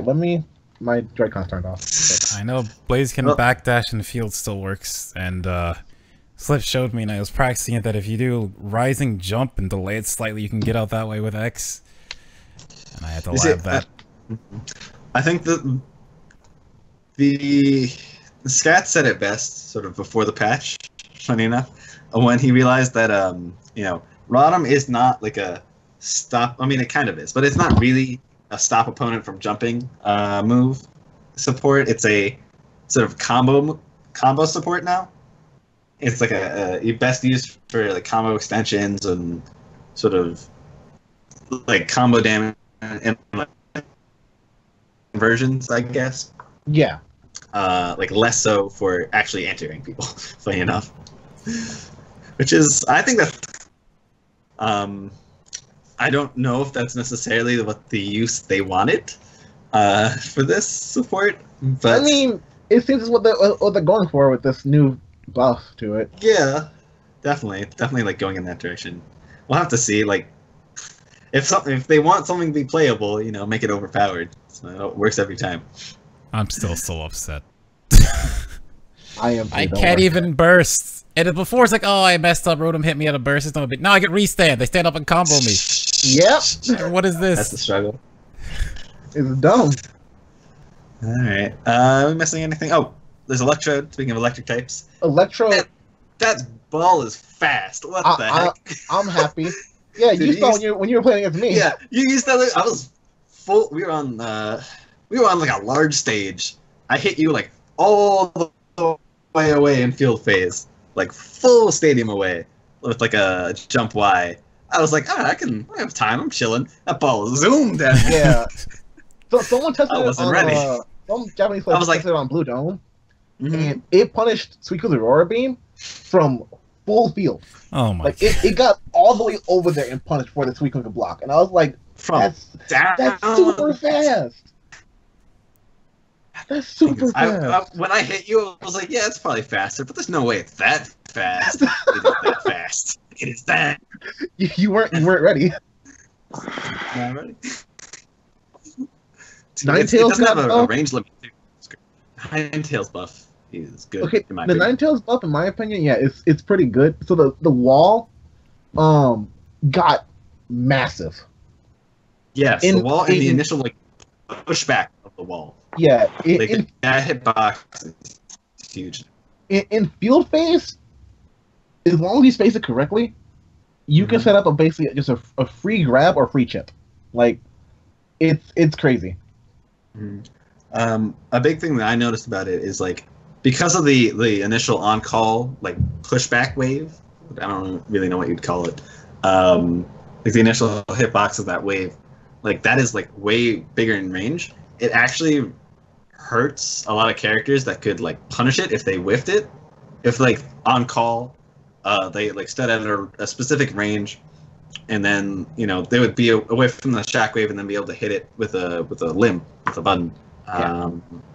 That can't quite do that anymore because the pushback wave is just so big. And one thing specifically that I know of because I play this character, Shadow Mewtwo. Before, if you like hard read the Ninetales call, you would jump back and you just jump back, reflect, waited for the call. After the animation, you did Thunder. Now you can't do that anymore, like anywhere near them, because you just get pushed back and the hitbox is gone. Like you can't reflect, it gets pierced. Can't do it. So now I think against Shadow Mewtwo, since he can't really punish it point blank anymore, I think Ninetales is amazing support because it will pierce and will cut. If you try and Vortex and then you call Ninetales, Vortex will get pierced by the initial shockwave and he'll fall into the hits. Yeah. And that's good. That's a lot of damage you've just done and attacked one of the longest debuffs in the game that you've just given to. 20 seconds. Freeze. Yo, so that's actually like a nerf to Decidueye, because now the wall is so big you can't combo into it at the wall anymore. Yeah, I had noticed that as well. Yeah, it sucks. I didn't think about that. It's also super hard to jump over. Yeah, dude, no kidding. I mean, I feel like though for there's a bunch of characters that could just like for Braxton, you just throw a boomerang. Nothing's changed. But The talk is still Leaf Blade or yeah, there's a lot of Drain. a lot of limbs and a lot of moves that will still go through it. So it still kind of has a lot of its old weaknesses. And it's still, even though it says the block stun is reduced, you're still like +4 at least. So that's not really that big a deal. I think actually I don't think the frame data really changed on it. I think the acting sooner is countered, like it's a net neutral with block stun and acting sooner. Yeah. I will say though, the Umbreon change in my opinion was pretty big. Yes. Yeah, because it used to push you back almost as far as Finnegan, and because of the reduced knockback, you don't go anywhere. Like, if you block it, you get pushed back a tiny bit, and now you're -4. So you're still in a bad situation if you're in the corner. It's before it was like you're -8, but it would go from like you were here, they would get pushed back all the way here. Now it's you're here, you can push here. Like, yeah, it's. I think that's fair. Probably though, it is the fastest. It's like the fastest hitbox of the iframe supports. I'd probably say it's a net nerf to Umbreon. I think that's fair. I mean, I think Umbreon kind of was like, in my opinion, it was the best of the invincibility supports. Yeah. Like it just had the fastest hitbox. Had the bonus of getting rid of crits, drains energy. Yeah, had great support. Drains energy. Pretty hard to punish. Like, yeah, it's pretty solid all around. So I think that's a fair nerf. I think it's still really solid. I think just the other iframe supports are now just better to compete with it. Let's see. There's Magneton, Tri Attack. I think it's a good support. I still think that set is the worst. I still think it's ass support. I think that set is horrible. I think that support does its niche. I think that support has a niche. I think Rotom is just better. I think Quagsire is a better support than Magneton, like leaps and bounds. I think Quagsire is actually the worst. But Magneton is hot. Well, you don't play his owner. Well, no, it's not like it's probably because I play Blaziken, so like there's so many things I can do to get out of Quagsire. Like I was testing this. If someone calls Quagsire at any of the characters that can low stance, the second you see that you low stance it, you grab it. It'll grab them immediately. They can't move. No, so what I do? is I set up Fire Spin into Quagsire, and then next thing you know, you kind of got to take That's that. like what 200? That's like 250 chip. Yeah, if you low stance it as Blaziken, I do a boomerang to check you, and then you eat that. Yeah, but like you can also jump. Like, the thing is, because it's a low and because jumps are like well, actually, yeah. Yeah, it's not a true block string, so you can just jump out of it. So like, yeah, like low stand. I like low stancing because I'm crazy. But you can also jump. Like any character can jump. Like characters that can put themselves in the air fast enough can just use a move that puts them in the air. So it's just like, I don't know. I feel that support. I get like if you can force them to block it through pressure, then yeah, it does a lot of chip. If you can force them to block it, then it is great. But if you can't, then I understand what you're saying. It's not that great. Okay, I'll agree that Quagsire is better in its best case scenario than Magneton. However, I feel like the best case scenario for Quagsire is harder to get than a character jumping in on you. That's true. Magneton. Magneton does shoot faster now. I'm not too sure if it still shoots fast enough to catch certain jumps. Yeah, no, if it triggers an attack, yeah. Like if it triggers an attack high enough, it will catch them. Yeah, it gets hit, that laser's out. Fun fact: if Empoleon does Aqua Jet, you have Magneton, and you call it, and he hits the armor, it hits him. Wait, what? Yeah. What? If Empoleon does Aqua Jet and hits the armor Magneton, Magneton will hit him. Where's the hitbox on that bird? I don't know. That's so weird. That is just. I think the reward for hitting Magneton is not that good though. The buffs don't last long enough. They don't, but the damage is pretty high. Yeah, that's some good damage. If it activates, it's some juicy damage. And then so that's really it for the big support changes. I mean, I guess did we miss anything? No, we got them all. How about those new supports though? Rayquaza is underwhelming. Yeah. Yeah, for literally one of the strongest Pokemon in the game, it is not a great support. Yeah, it's very underwhelming. Fun fact that I keep parroting: it is always better, always, like pretty much always better to try and jump Rayquaza. Like even if you get hit, it does 3 less damage than if you blocked it. That is true. And it can't wall splat, so it's like they can't follow up on it ever. So you're chilling. It's like. What's sure there's situations about Rayquaza? No, go ahead. So I'm sure there's situations where you would want to block it, like if you don't want to get like air resetted into like having to guess 50-50. But I don't know. I would still try and jump it because then there's a chance you jump over it and punish. It's pretty unlucky. Anyways, continue.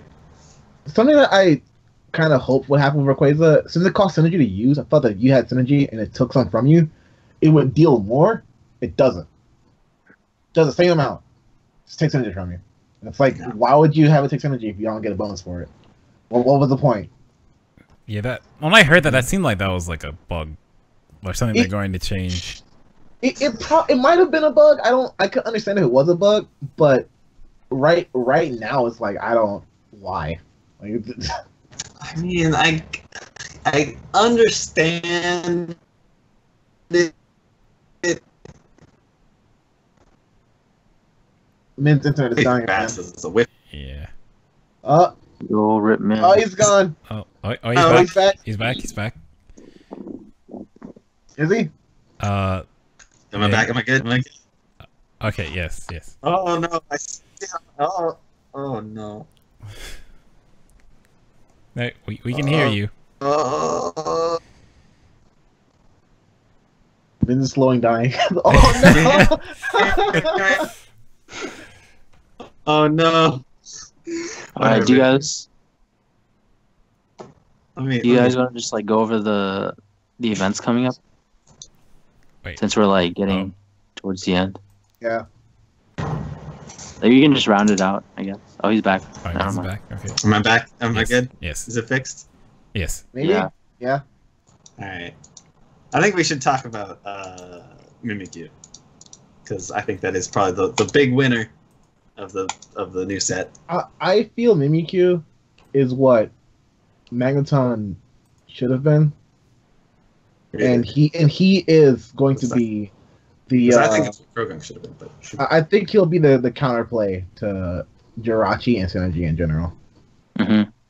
I think while it's good, it definitely has counterplay. Like, you can obviously putting it on like Wake Up or putting it in or like comboing into it, even though you don't get any damage, you get the debuffs, which are big. But doing it in neutral, it's not great. way to activate it and just dash, or like walk into it, dash forward, jump over it. Like there's a lot of people. Yeah. Like Shadow Mewtwo, you can like walk in and just 6x right through. It's like there's a time to like Brave Bird here's over the thing and with stuff. Mimikyu though. But like it's like Farfetch'd in where it has like no recovery though. It is true. It has literally low recovery. And it has very little. Well, and if if they hit the armor, then just die again. Yeah. Attack up for some reason. Mins. Rip Mins. Oh, rip. Oh no. The giant slip has returned. Well, the layout's busted, but it's fine. Okay, so let's go into wait, I have an idea. If I go to this, will Slip not be broken? Partially. Alright, I'm back. I swapped to a different internet this time. This one might be better. Alright. We'll see. So you're mentioning Mimikyu? What's his name? Oh, it's good for like shield pressure. I think. Some characters can hard to combo read. Yeah. It's mostly easy to combo at the wall though. Yeah. Yeah. I know Gardevoir has like a really solid shield break string with it. Like in burst mode. Get like a pretty much almost guaranteed shield break. Almost. Pretty crazy. Like you can there's a setup where it's like you set up a future sight, you call Mimikyu, and then you burst. And the burst is safe because of Mimikyu, so you get like a ton of free chip and shield damage. And then you just break their shield. That's crazy. It's like really, really crazy. Like you can't like the only way out of that is like if you grab right after they burst, that's like you have to be mashing grab. I don't know. There's like ways to make it safer. Just by distance, you know. Also, Mimikyu sets up a pseudo unblockable. If people haven't known about this, so if you get a knockdown and you call Mimikyu, each of the volley of hits with Mimikyu, there's a gap between each of those hits. And block stun, really? Yeah. Okay. So if you get a knockdown, you can time it to the point where you can grab in between that gap. But if they try to grab break or backdash or jump, then Mimikyu hits them. The buffs, the deals don't last as long because it's only like the one application. Like it's gonna be too long. But if the opponent isn't aware of what's happening, you basically just get a free grab. Okay, cool. I know that. I feel like once people get aware of that, though, it seems like very niche use. I don't even care. I also feel like this support set, if they were past supports again, this one will get buffed because both of them just kind of feel a little underwhelming. Yeah. Like I feel that this support set is needs a couple of tweaks. Nothing too major. I think like Mimikyu first hit needs, if they change Mimikyu's first hit to a mid, it's better automatically. Yeah. Yeah. I'm honestly surprised that like Mimikyu is the one that like brought in like the more interesting new mechanic of like the moving zone around you. Yeah. Dude, that's so sick. I love that. I love it. I love how like the Mimikyu just follows you. And I think it's like a really cool I think that probably has like some really cool uses you can use. Like I don't know what, but there's probably something you can do with it that's cool. So I found one thing. And that is if you get hit. So if you call Mimikyu on a projectile, and it's like one of those very low impact ones, like Breaks and Side Beam or Aurora Beam or something like that, when you hit the armor Mimikyu stays where he is for a second if he's not in range of the opponent already. Oh, okay. So in field, if you move fast enough, you can just beeline to the opponent. Get there before Mimikyu? Get there before Mimikyu does. That's really cool. Oh, To be honest, that's how I think like Krogan should work. But I understand why it doesn't. Cause oh yeah, please no. Like with the way he is now, please no. Like that would be cool, but there's only so much space you can run. These supports make me really excited for Mew Celebi. Same. They're gonna be. Well, one of them is definitely gonna be like a buff. I can almost guarantee you this. Probably Celebi. Maybe, I don't know. I feel like it could be Mew.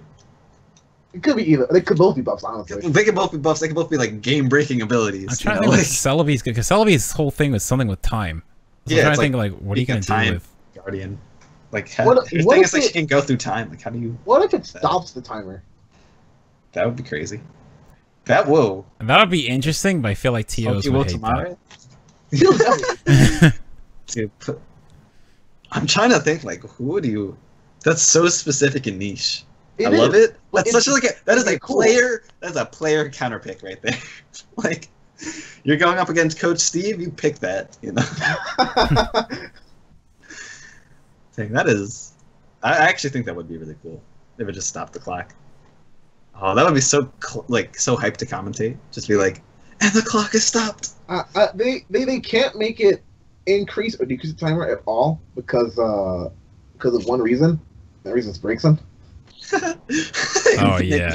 They couldn't make it increase or decrease the timer at all. I mean, they would just make that one use. See, that's the thing that'll break their conventions though, because they made all legendary Pokemon one call and all the mythicals as multiple calls. Yes, that's true. True. All right, but what if Celebi has Witch Time, and you slow down the opponent? No. Gross. Can we not? What if it's just time stop? What if it just freezes the opponent anywhere they are, instantly? That's some JoJo stuff. I don't know if that throw some knives, drop a road roller on them. You know, they have to use their Celebi to counter.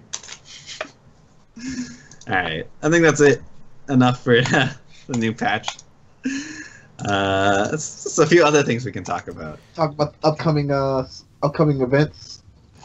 Yeah, we can talk about upcoming events. We can talk about what's not upcoming, unfortunately. Yeah. The news came very quickly. Was it yesterday? 2 days ago. Yesterday. Yeah. CEO will not be having Pokken again as the main game this year. Of no faults of Jabali's, probably. We don't really know the full details. And Pokken, sort of as a game, currently is just like, it's way too expensive to really have as a main game. Yeah. Yeah. Like, you need to get the Switches, you need to get a ton of them because it's 2 per setup. You know, like, if there's no other main game on the Switch, it's honestly not really worth the investment for that event. And then speaking though, I'm surprised that Frosty gave us as many services as they did. They gave us 6 Switches. No, not 6. 8 Switches. They gave us 4 full setups. Yeah, like that's hard to get. Like there's been so many Wii U events where, you know, there is Smash 4 Wii U events where you barely get maybe 3 at most. Yeah. Most of the time you just get like 2. Like, it's a struggle. So kind of sucks. I mean, we know that the North America qualifier is going to be for Worlds is going to be at the North American International. Yeah. We don't know where. Okay, I was asked. Do we know where that is? I don't think a date was ever announced for Nats. At least not yet. Did I say something? What did I do? Yeah, the location is usually Ohio or Indiana. Yeah. Was it Indiana last year, or was it? Did they just keep it in Ohio? I think it was Ohio last year. Because I know the first time they changed it in 2016 to Ohio was because the other place. I already forgot his name. I'm horrible. Like had a lot of bad press at the time, so they just wanted to not be there. Yeah. So I'm surprised they kept it there. We'll see if it's still there. I'm surprised it's not announced yet.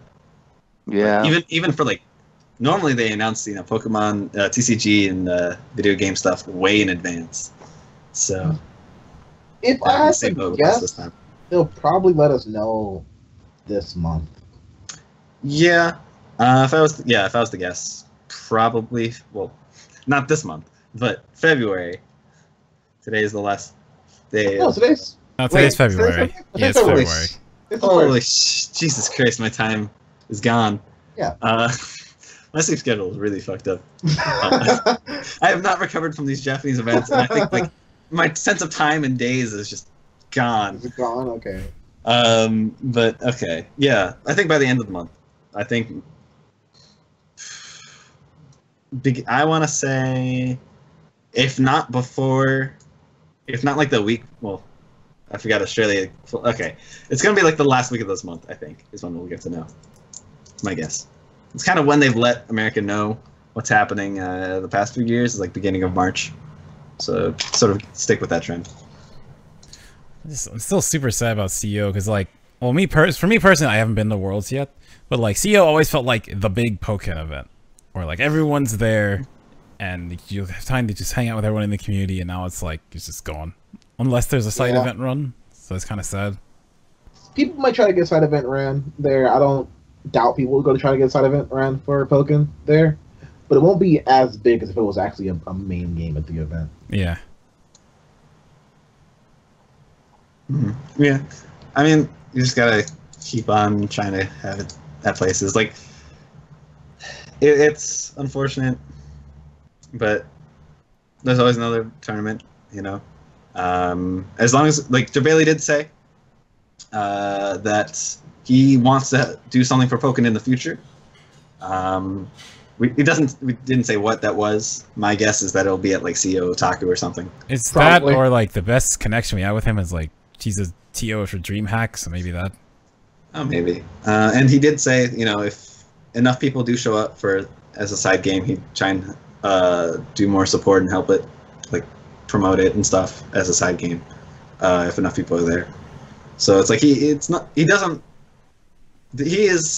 sort of, as far as we know, you know, no bad terms with the Pokken community, and still wants to help us out. What? From a business standpoint, yeah, he can't really justify spending that much to get us there again. Yeah, from a business standpoint, his position is perfectly reasonable. The one thing I am a little concerned about is whether or not Pokemon will be still using his assistants, you know, like still having him running their events in North America. Yeah, I can see them hiring him to run it. I still hope they do. Yeah, he runs it pretty well. Yeah, his events are generally pretty well run, and the events that Pokemon themselves have run have had many issues. They have. Man, season one was a mess. I wasn't gonna put it that harsh. Nah, dude, that season one was a mess. Season one had some very entertaining events for their events. Oh yeah, you know, like 2 days notice for European qualifier. Entertaining. Like what? Yeah, they said it on Twitter 2 days before it actually happened. Yeah, I remember that. Oh. Okay. On to Pokemon's credit, that was more on DreamHack. As far as I'm aware, it was on, like, Pokemon gave DreamHack like the you can announce it whenever you want kind of thing. Like, we'll let you announce it, and then they just didn't until the day before. So, like, Pokemon should have definitely at some point been like, hey, yeah, this is here. But it is mostly DreamHack's fault on that one. My favorite Season 1 story, though, was at US Nationals. So it wasn't set in stone how you'd qualify for, you know, what like the first day and second day structure would be. Because originally it was going to be pools, right? So like they're going to do it like how they do, you know, TCG, VGC, where they do pools, you know, Swiss bracket sort of stuff, top cut, make it go on to the next day into the actual bracket. But they didn't know how many people were going to go on at any point. It went from like top 2 of a group of 8 to top 3 of a group of 8 to top 4 of a group of 8. So like top 6 of a group of 8 back to top 4 of a group of 8. What? It was like during the event, like during the pools.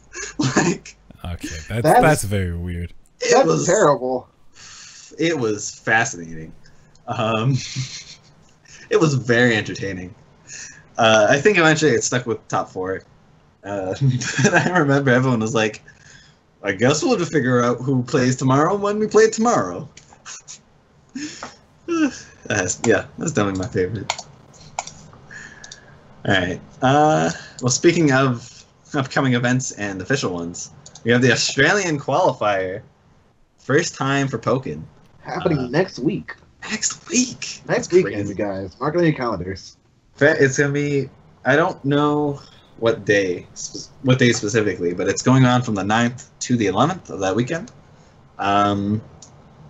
There's sort of a big 3 players to watch that I'm aware of. Hold on, what is? I want to get his tag correctly. It's read. Komachi. Komachi. I'm biased towards him. He better win. Yep, Komachi. He plays guard. Yes, Gardevoir. Yes. Okay. Gardevoir, really good Gardevoir.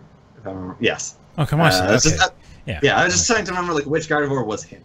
And then, our resident translator from Japan. Well, not really from Japan. He's actually from Australia. Midori, coming back home to try and qualify for Worlds, and then along with them, he was able to get enough donations. I guess is Elm, the World Warrior. Elm's going. Elm is going. Elm's gonna steal another slot. There's only 2. There are only 2 for 2 master spots, not the normal 4. So this is gonna be tight. Like him and Midori. I want Elm to lose. I want Midori and Komachi to win it. That's what I want too. But things happen. That's the best timeline. Like Elm can't keep getting away with this. Traveling the world, getting easy, like quote unquote, easy wins into Worlds. Like it's not fair. But man, I think it's awesome though that he travels, that he's able to go and go to all these different events everywhere. Yeah, I think it's really cool. And it's both smart for him. Yeah, and it's good for the region because then you get to play against him in a serious setting. Mm-hmm. Like, actually, like Evo, 2016 was massive for, like generally like the entire West, but a lot for North America because we were actually finally able to play against Japanese players and really see how far behind we were and like how we need to step up. So I remember the rallies where we're gonna slay Japan. People were like, people were not ready. I've tried warning people. I tried warning people. That was like Japan's gonna free us all. Like we thought we had it. Oh, and behold, Evo changed the game. I think at this point, North America's caught up to Japan. I agree. I think that this will be the most competitive Worlds yet. I think the West has really finally caught up. Especially like new game that everyone got at the same time. Or new patch, I should say. Everyone got it at the same time. We're on equal level at this point. And I think really, I don't think Japan is like this, the scary gods we once thought they were. We've seen them bleed. We've seen Tonosama lose. We've seen Puden lose. We've seen Azazel lose. Azazel lose. Like, it's all possible. It all can be done. So, I don't know. I think this is the gear. This is gonna be a good Worlds. I 100%. I can't wait for it. I really hope I can get there. Like, same. Yeah, as well. I just want to be there because I don't know. Worlds 2016 was like one of my favorite tournament experiences ever, just hands down. Like not even like for the tournament. I went 1 and 2. I was washed, but just for like just being around everyone and like the really fun parties and like community was just great. All right, so after that, this month, we also have both Winter Brawl and Pokken Cross Tournament happening the same weekend. One in Tri-State, one in Japan. Do we know what days Pokken will be on for Winter Brawl? well, they normally don't do anything Friday, so it's probably Friday is always team days, team like extra things, so it's not Friday. But it's knowing Big E events. probably like Saturday, Sunday. Yeah, and knowing the fact that we have like player cap of 64. No, Not anymore. We got rid of the cap, but like Yeah. we hit that cap and they got rid of it. Which I think also got us a pop bonus, which is cool. So that means it's gonna be both Saturday, Sunday. So and Big E loves us, and Big E's a great guy. Depending on what time top 8 is on Sunday, They might happen at the same time. You may not get any sleep because you're gonna. I won't. You're gonna watch pools of the top 8 of Winter Brawl on Saturday night, and then once that's done, Pokken Cross probably gonna be running at that time. And you know there's gonna be like a lunch break somewhere in between for Pokken Cross tournament. Yep. And I'm gonna stay up the whole time for some reason because I'm a goon. Like, An extra 8 hours of being up, and then depending on what time top 8 starts for Winter Brawl, you'll get maybe a 4-hour nap. that weekend's gonna be rough. Just when I was trying to start to fix my sleep schedules, this weekend comes in. Over again. Nope. Rip. All right. And then, see, I'm on the wrong page. Takes me a second to like get back to the upcoming events. All right, I'm professional. Trust me. It's fine. This whole podcast has been something else. It's fine. It's been amazing. It is best podcast yet, hands down. Yeah, best yet. Nip slips over there, half passing out half the time. It's okay. I probably doesn't help that he's lying on his bed. Yeah. I warned him that this would happen. Oh, and then there's final round in March, and then also March respawn. And Respawn is another UK tournament, which Yep. I'm glad for.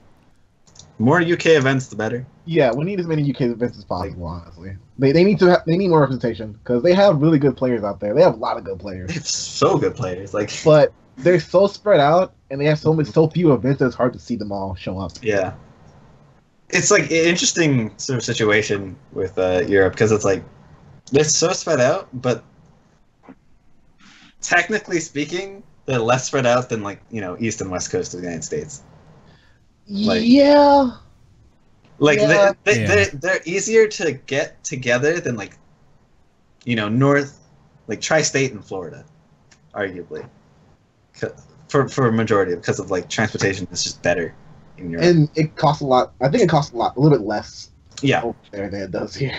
Yeah, Amtrak and trains are and flights and stuff. Amtrak costs as much as a plane ticket. That's not cheap. And then the final big thing on the horizon besides Worlds is the comics Blastoise coming. When exactly in March? Mid-March? Like March when? March 23rd. Oh yeah, I was trying to remember if they dropped the date or not. I think they did. Yeah, they definitely dropped the date. Yeah, it's March 23rd. All right, thanks. So yeah, that's gonna be exciting. I wonder. I really hope he's as interesting as Aegislash is, because Aegislash feels like, okay, we've made a lot of characters. Now here's a character that took everything we learned and put it into a new character. So I hope they do that again. He's gonna be wild for sure. He's gonna break some sort of mold. I want him to be an interesting character, but at the same time, I don't want him. Well, he's not going to be like as crazy technical. Yeah, he won't. But I feel he has some really good mechanics to yeah, work. he definitely has like a lot of cool potential. Like there was one thing that I keep hoping for, and I hype myself up for no reason because it's probably not going to be a thing. Is like a turret stance, where in like Guilty Gear how Axel. Like, he has a stance where he can't move, he can't jump, he can't block or anything. But his moves become, like, infinitely better. His moves just, he gets, like, full screen just moves at, like, every angle, Mm-hmm. And it's like, that's what I want. Where he just, like, bunkers down into his shell, his cannons come up, and he just shoots, like, lasers at, like, every angle, like, water guns at, like, every angle. That are pretty You sick, can't move, can't block, can't do anything, but you're a turret. And I think that'd be really cool. Do I think that'll happen? God no, but it could. It could. I mean, it's potential. Shield stance is almost there, so it could happen. I mean, how are they gonna animate that turtle, man? His limbs are so stubby. He's gonna so his walk animation is His like walk is gonna be Charizard. like, yeah, it's gonna be like a, I don't know what you call that. The waddle. Yeah, it's like a waddle, like a stomping. It's gonna be cool. I bet they're gonna do. Well, I wonder how big the patch, what they'll do with it, because they'll probably do a patch. They've done a patch with every new character. I think except Empoleon, but that's because they did Kargunk like the same month, and that had the real patch. Yeah. Oh, sorry, other way around. Kargunk came first. Yeah. So like, I'm very, very fascinated to see what kind of changes they bring in, because the changes they had for us now are like changed the support game completely. To be honest, except Jirachi. Jirachi still is good, but for everything else. Utility supports are like now like a big thing. It's no longer just like you get a buff, and that's all you really care about for a support, unless your name breaks them, or you're Snivy, I guess. Or a Weavile who can also build support fast as hell. Yeah. Oh yeah, he can do that too. Dude, he can do that off of Jump X. Crazy. Yeah. That's why. He gets like a 289 damage combo and burst with Jump X. And then finally, there's one more thing. That last character slot. Yeah. Oh yeah, one Because character it's slot, anyway. and then 2 extra support slots. You know, real talk for support, I think they're just gonna add a random button back. No, I don't think they will. Like it's already built into the UI that you hit X now. So I don't know Yeah. if they will. Yeah, I can see them doing like a 3rd character and like 2 support sets for like $10 or something. I don't know. They might. maybe $10, maybe like 9. I'd say 9. I'd buy that. Actually, wait, how much is it now? It's like 16. 15. Yeah, 16 15. for both. Oh, 15. Okay. All right, maybe 10. I don't know. Seems like a little much because supports aren't like massive, you know. Yeah. But they are like a lot of work. It's like a whole new model animation. No. Actually, it's not. So the support models are all just 3DS models that are upscaled. Really? Yeah. Oh, I didn't know that. Well, the textures are. Well, The, for the, renders. the textures Textures for the renders new. are like crazy. Like, have you seen Mimikyu's texture on the render, on the HD render? God, it looks like fabric. Like, that is really good. Alright, I mean that's possible. I mean, what kind of you obviously can't guess the character. That's gonna be like impossible. Yeah, so we pick Pokemon to choose from. But I'm saying, do you think it's gonna be? I mean, obviously we don't know what Blastoise is. We're gonna pretty safely assume he's not gonna be Speed. I feel like he's gonna be. Power is probably safe for what Blastoise is. He's gonna end up being a standard. Watch. Isn't Empoleon is Empoleon considered standard? I think it's gonna standard. Yeah. Yeah. So it's like, if he's considered standard, it might be. Same. I mean, maybe they might just have all water types be standard, like because Empoleon and Suicune are both standard. I don't know. I think that's sort of the reason why he would be power. But who knows? What do you think? What kind of character What kind of character would you want to be in that last slot? Like what like Tapu archetype? Koko. A speed character. Yeah, speed. Like what kind of archetype would you kind of want? Like I think we need another like close you don't range. have a box. Yeah, either a boxing character or like a really close range pressure character. Because I feel like we haven't gotten a new one of those. I Can I just swear say- to can I God, just if have someone Apple, says Hitmon, the Hitmons, I'm leaving. I like okay, so Hitmonchan makes sense. Hitmonlee doesn't because Blaziken already does all kicks. Yeah. Yeah, Blaziken always already is a. But Okay, but like I I was gonna say the Tekken team has Steve Fox as a boxing character, so like they could make a Pokemon and give them boxing moves. Mm-hmm. okay. I see Greninja in chat from H2. Hear me out on this. Everything Sceptile does already is what they give to Greninja. Nah, there's plenty of things. Like, there's a lot of ninja archetypes they can still do. I feel a lot of things that Sceptile has. could They're work in Greninja. similar, but like, Chip and Answer in Guilty Gear? Yeah. Like, they're thematically similar. They're both ninjas, but they do completely different things. Like, the way they work. That's fair. Like but Greninja I could be feel like more of like the Sceptile is more of like the samurai kind of. Well, he is a samurai-esque ninja, and then like Greninja could be like the actual like ninja, where it's like shurikens, like tatamis, like tatami mats. I feel like in a game like this though, because like with Tekken, there was like Nina and Anna and Kunimitsu and Yoshimitsu, and Kunimitsu and Yoshimitsu are definitely different. They're both ninjas, but like very very different in how they played. But like Nina and Anna, they were the same. They have like a couple of differences. Yeah, that's true. And it's also like Raven and Master Raven. Yeah, they're the same character. I don't think so. I mean, they could definitely give it a very unique moveset. Like, I don't know. Wait, what's that character?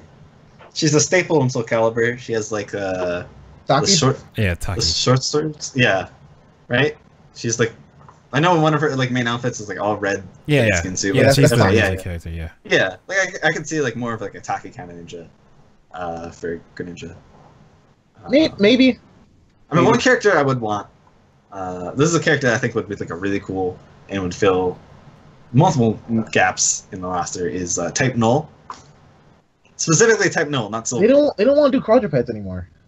I know they don't, but they still should try and get it done. I agree with you. Like I don't know.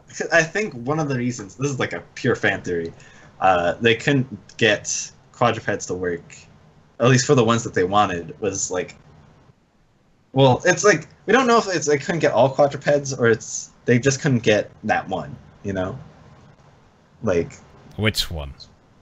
Absol, yeah. Oh. Because like a thing with quadrupeds is if they're not like a lot of what a quadruped would do is like kicks, is kind of what Suikanori does, and if they're using their claws, it's kind of more ferocious. If that makes any sense. It does. And like and so ferocious is not necessarily something you'd attribute with Absol.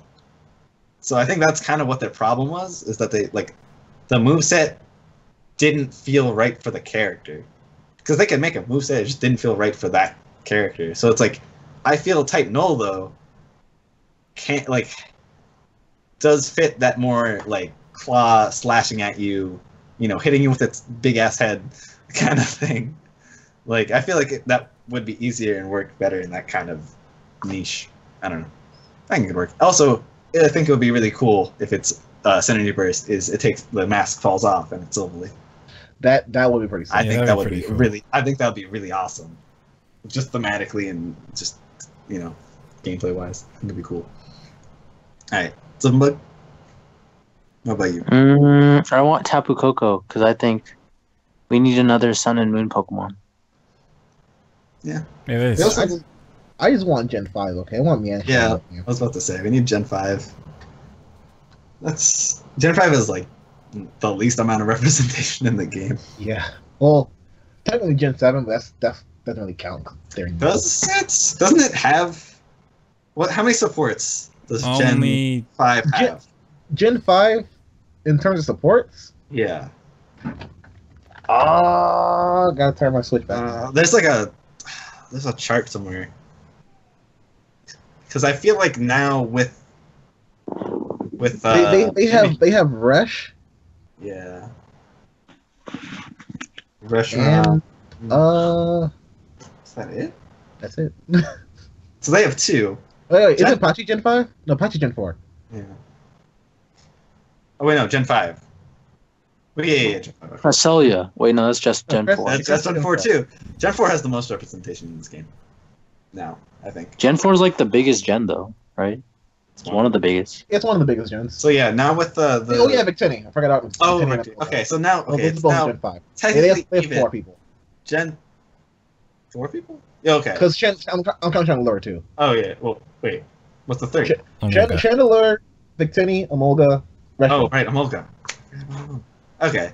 So then they're tied with Gen 7. Okay then. In terms of overall representation. Yeah. 1 character for 3 supports. Oh, Gen 5 had the most most Pokemon out of all gens. I guess that makes sense considering they had no other old ones, right? I never actually played Black White. I remember it when I played Gen 5. But they didn't have any old Pokemon. It was only the Gen 5 Pokemon. Yeah. And I liked that personally. You did or did not? I did. I thought it was A like, lot of people didn't like it, but I liked it personally. I thought it was like a cool concept. Again, I never played them. That was like a gen I skipped. And just like, even though I hear it's one of the better ones in terms of I don't gameplay, remember I just half never went back. because like I skipped Black and White too, so only just Black and White. So I don't remember most of Gen 5. And we still need a. We still don't have a rock type and a normal type. Yeah, Rock and normal. So, I was gonna yeah. say I'd like. So type null would fill out the normal type. I'd So. like low punny if they pick a normal type. That'd be a good normal. Nah, type to dude, have. you gotta get Snorlax. Oh. We already have enough big bodies, dude. We don't need another big That's body. true. That's true. It's like, especially Yo, if you want a we need speed hard type, I think combo. low punny could fit Yo, that. speed Sorry. type. Yo, speed type. He just like uses hyper beam to get around. Like in the anime where he hyper beams off the ground, body slams someone. I say if we do a new Sun and Moon and rock type, Black and Rock Midnight, yes. I would agree with Midnight. I feel like they'd go dusk. I know they probably would, but Dusk is so lame. It is kind of the lame. It's like the lame like cross between like It's like we It doesn't kind of have went any of the- halfway with both yeah. midday and midnight, so let's make Dusk to make up for it. But this thing is just kind of lame. It's like the worst of both aspects and just kind of whatever. Like it's like I don't know. It's not interesting enough in any direction. It's just mediocre. But it's what Ash has. So if one of them's gonna get in, it's But gonna be Ash has a I mean, Greninja. Ash has Had a a Greninja. Greninja, yeah. And that Pokemon is nowhere Well, to be seen. I'm saying I said if it gets in. If Lycanroc was to get in, it would be that one. All right. Well, I think that's about it for our topics. I think It's we've a covered pretty good topic. Yeah. everything. Yeah. I don't think there's really anything else.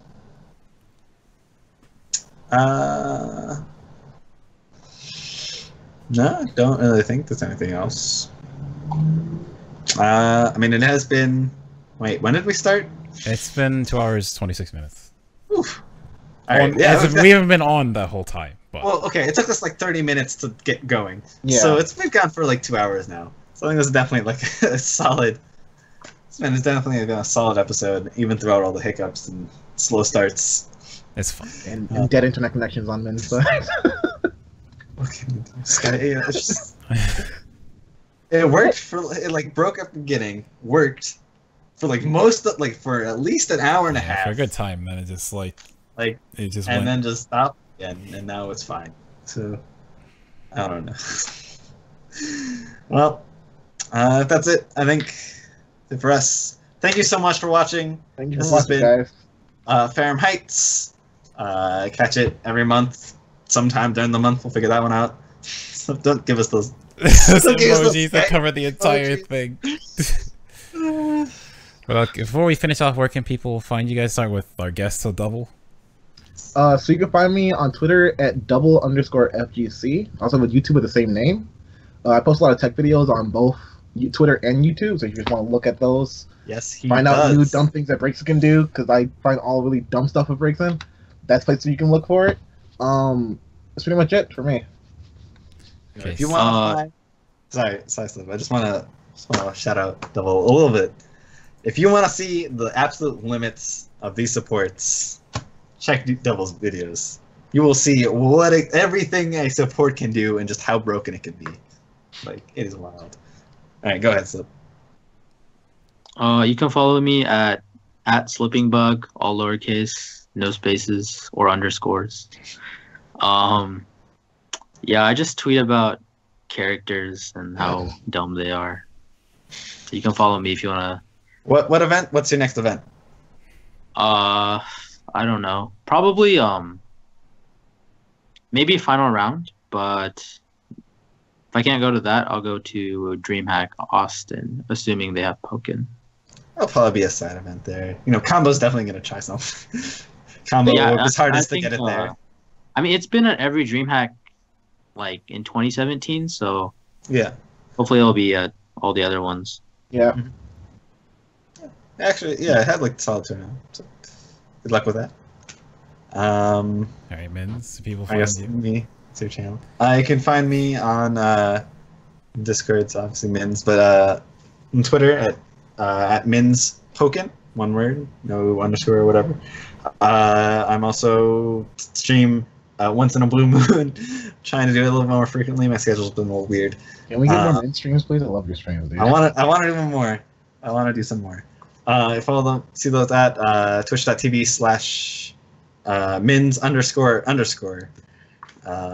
That will probably be changed soon, just to Mins Pokken. And I'll be just playing Pokken and streaming, showing me 2 stuff.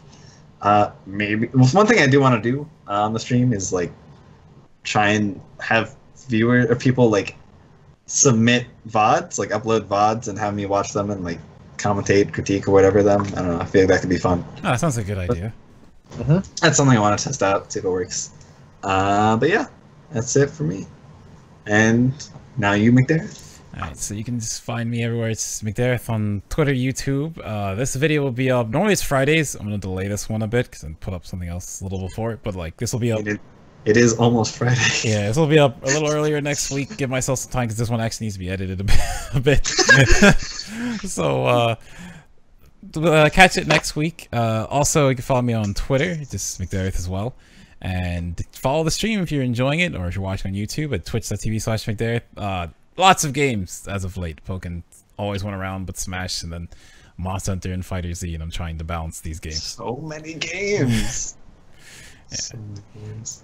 There's a lot. It's a good time if you just like playing, but there's so much. If you have a PlayStation 4 and you like video games, and also have Pokken, this is a great time for you.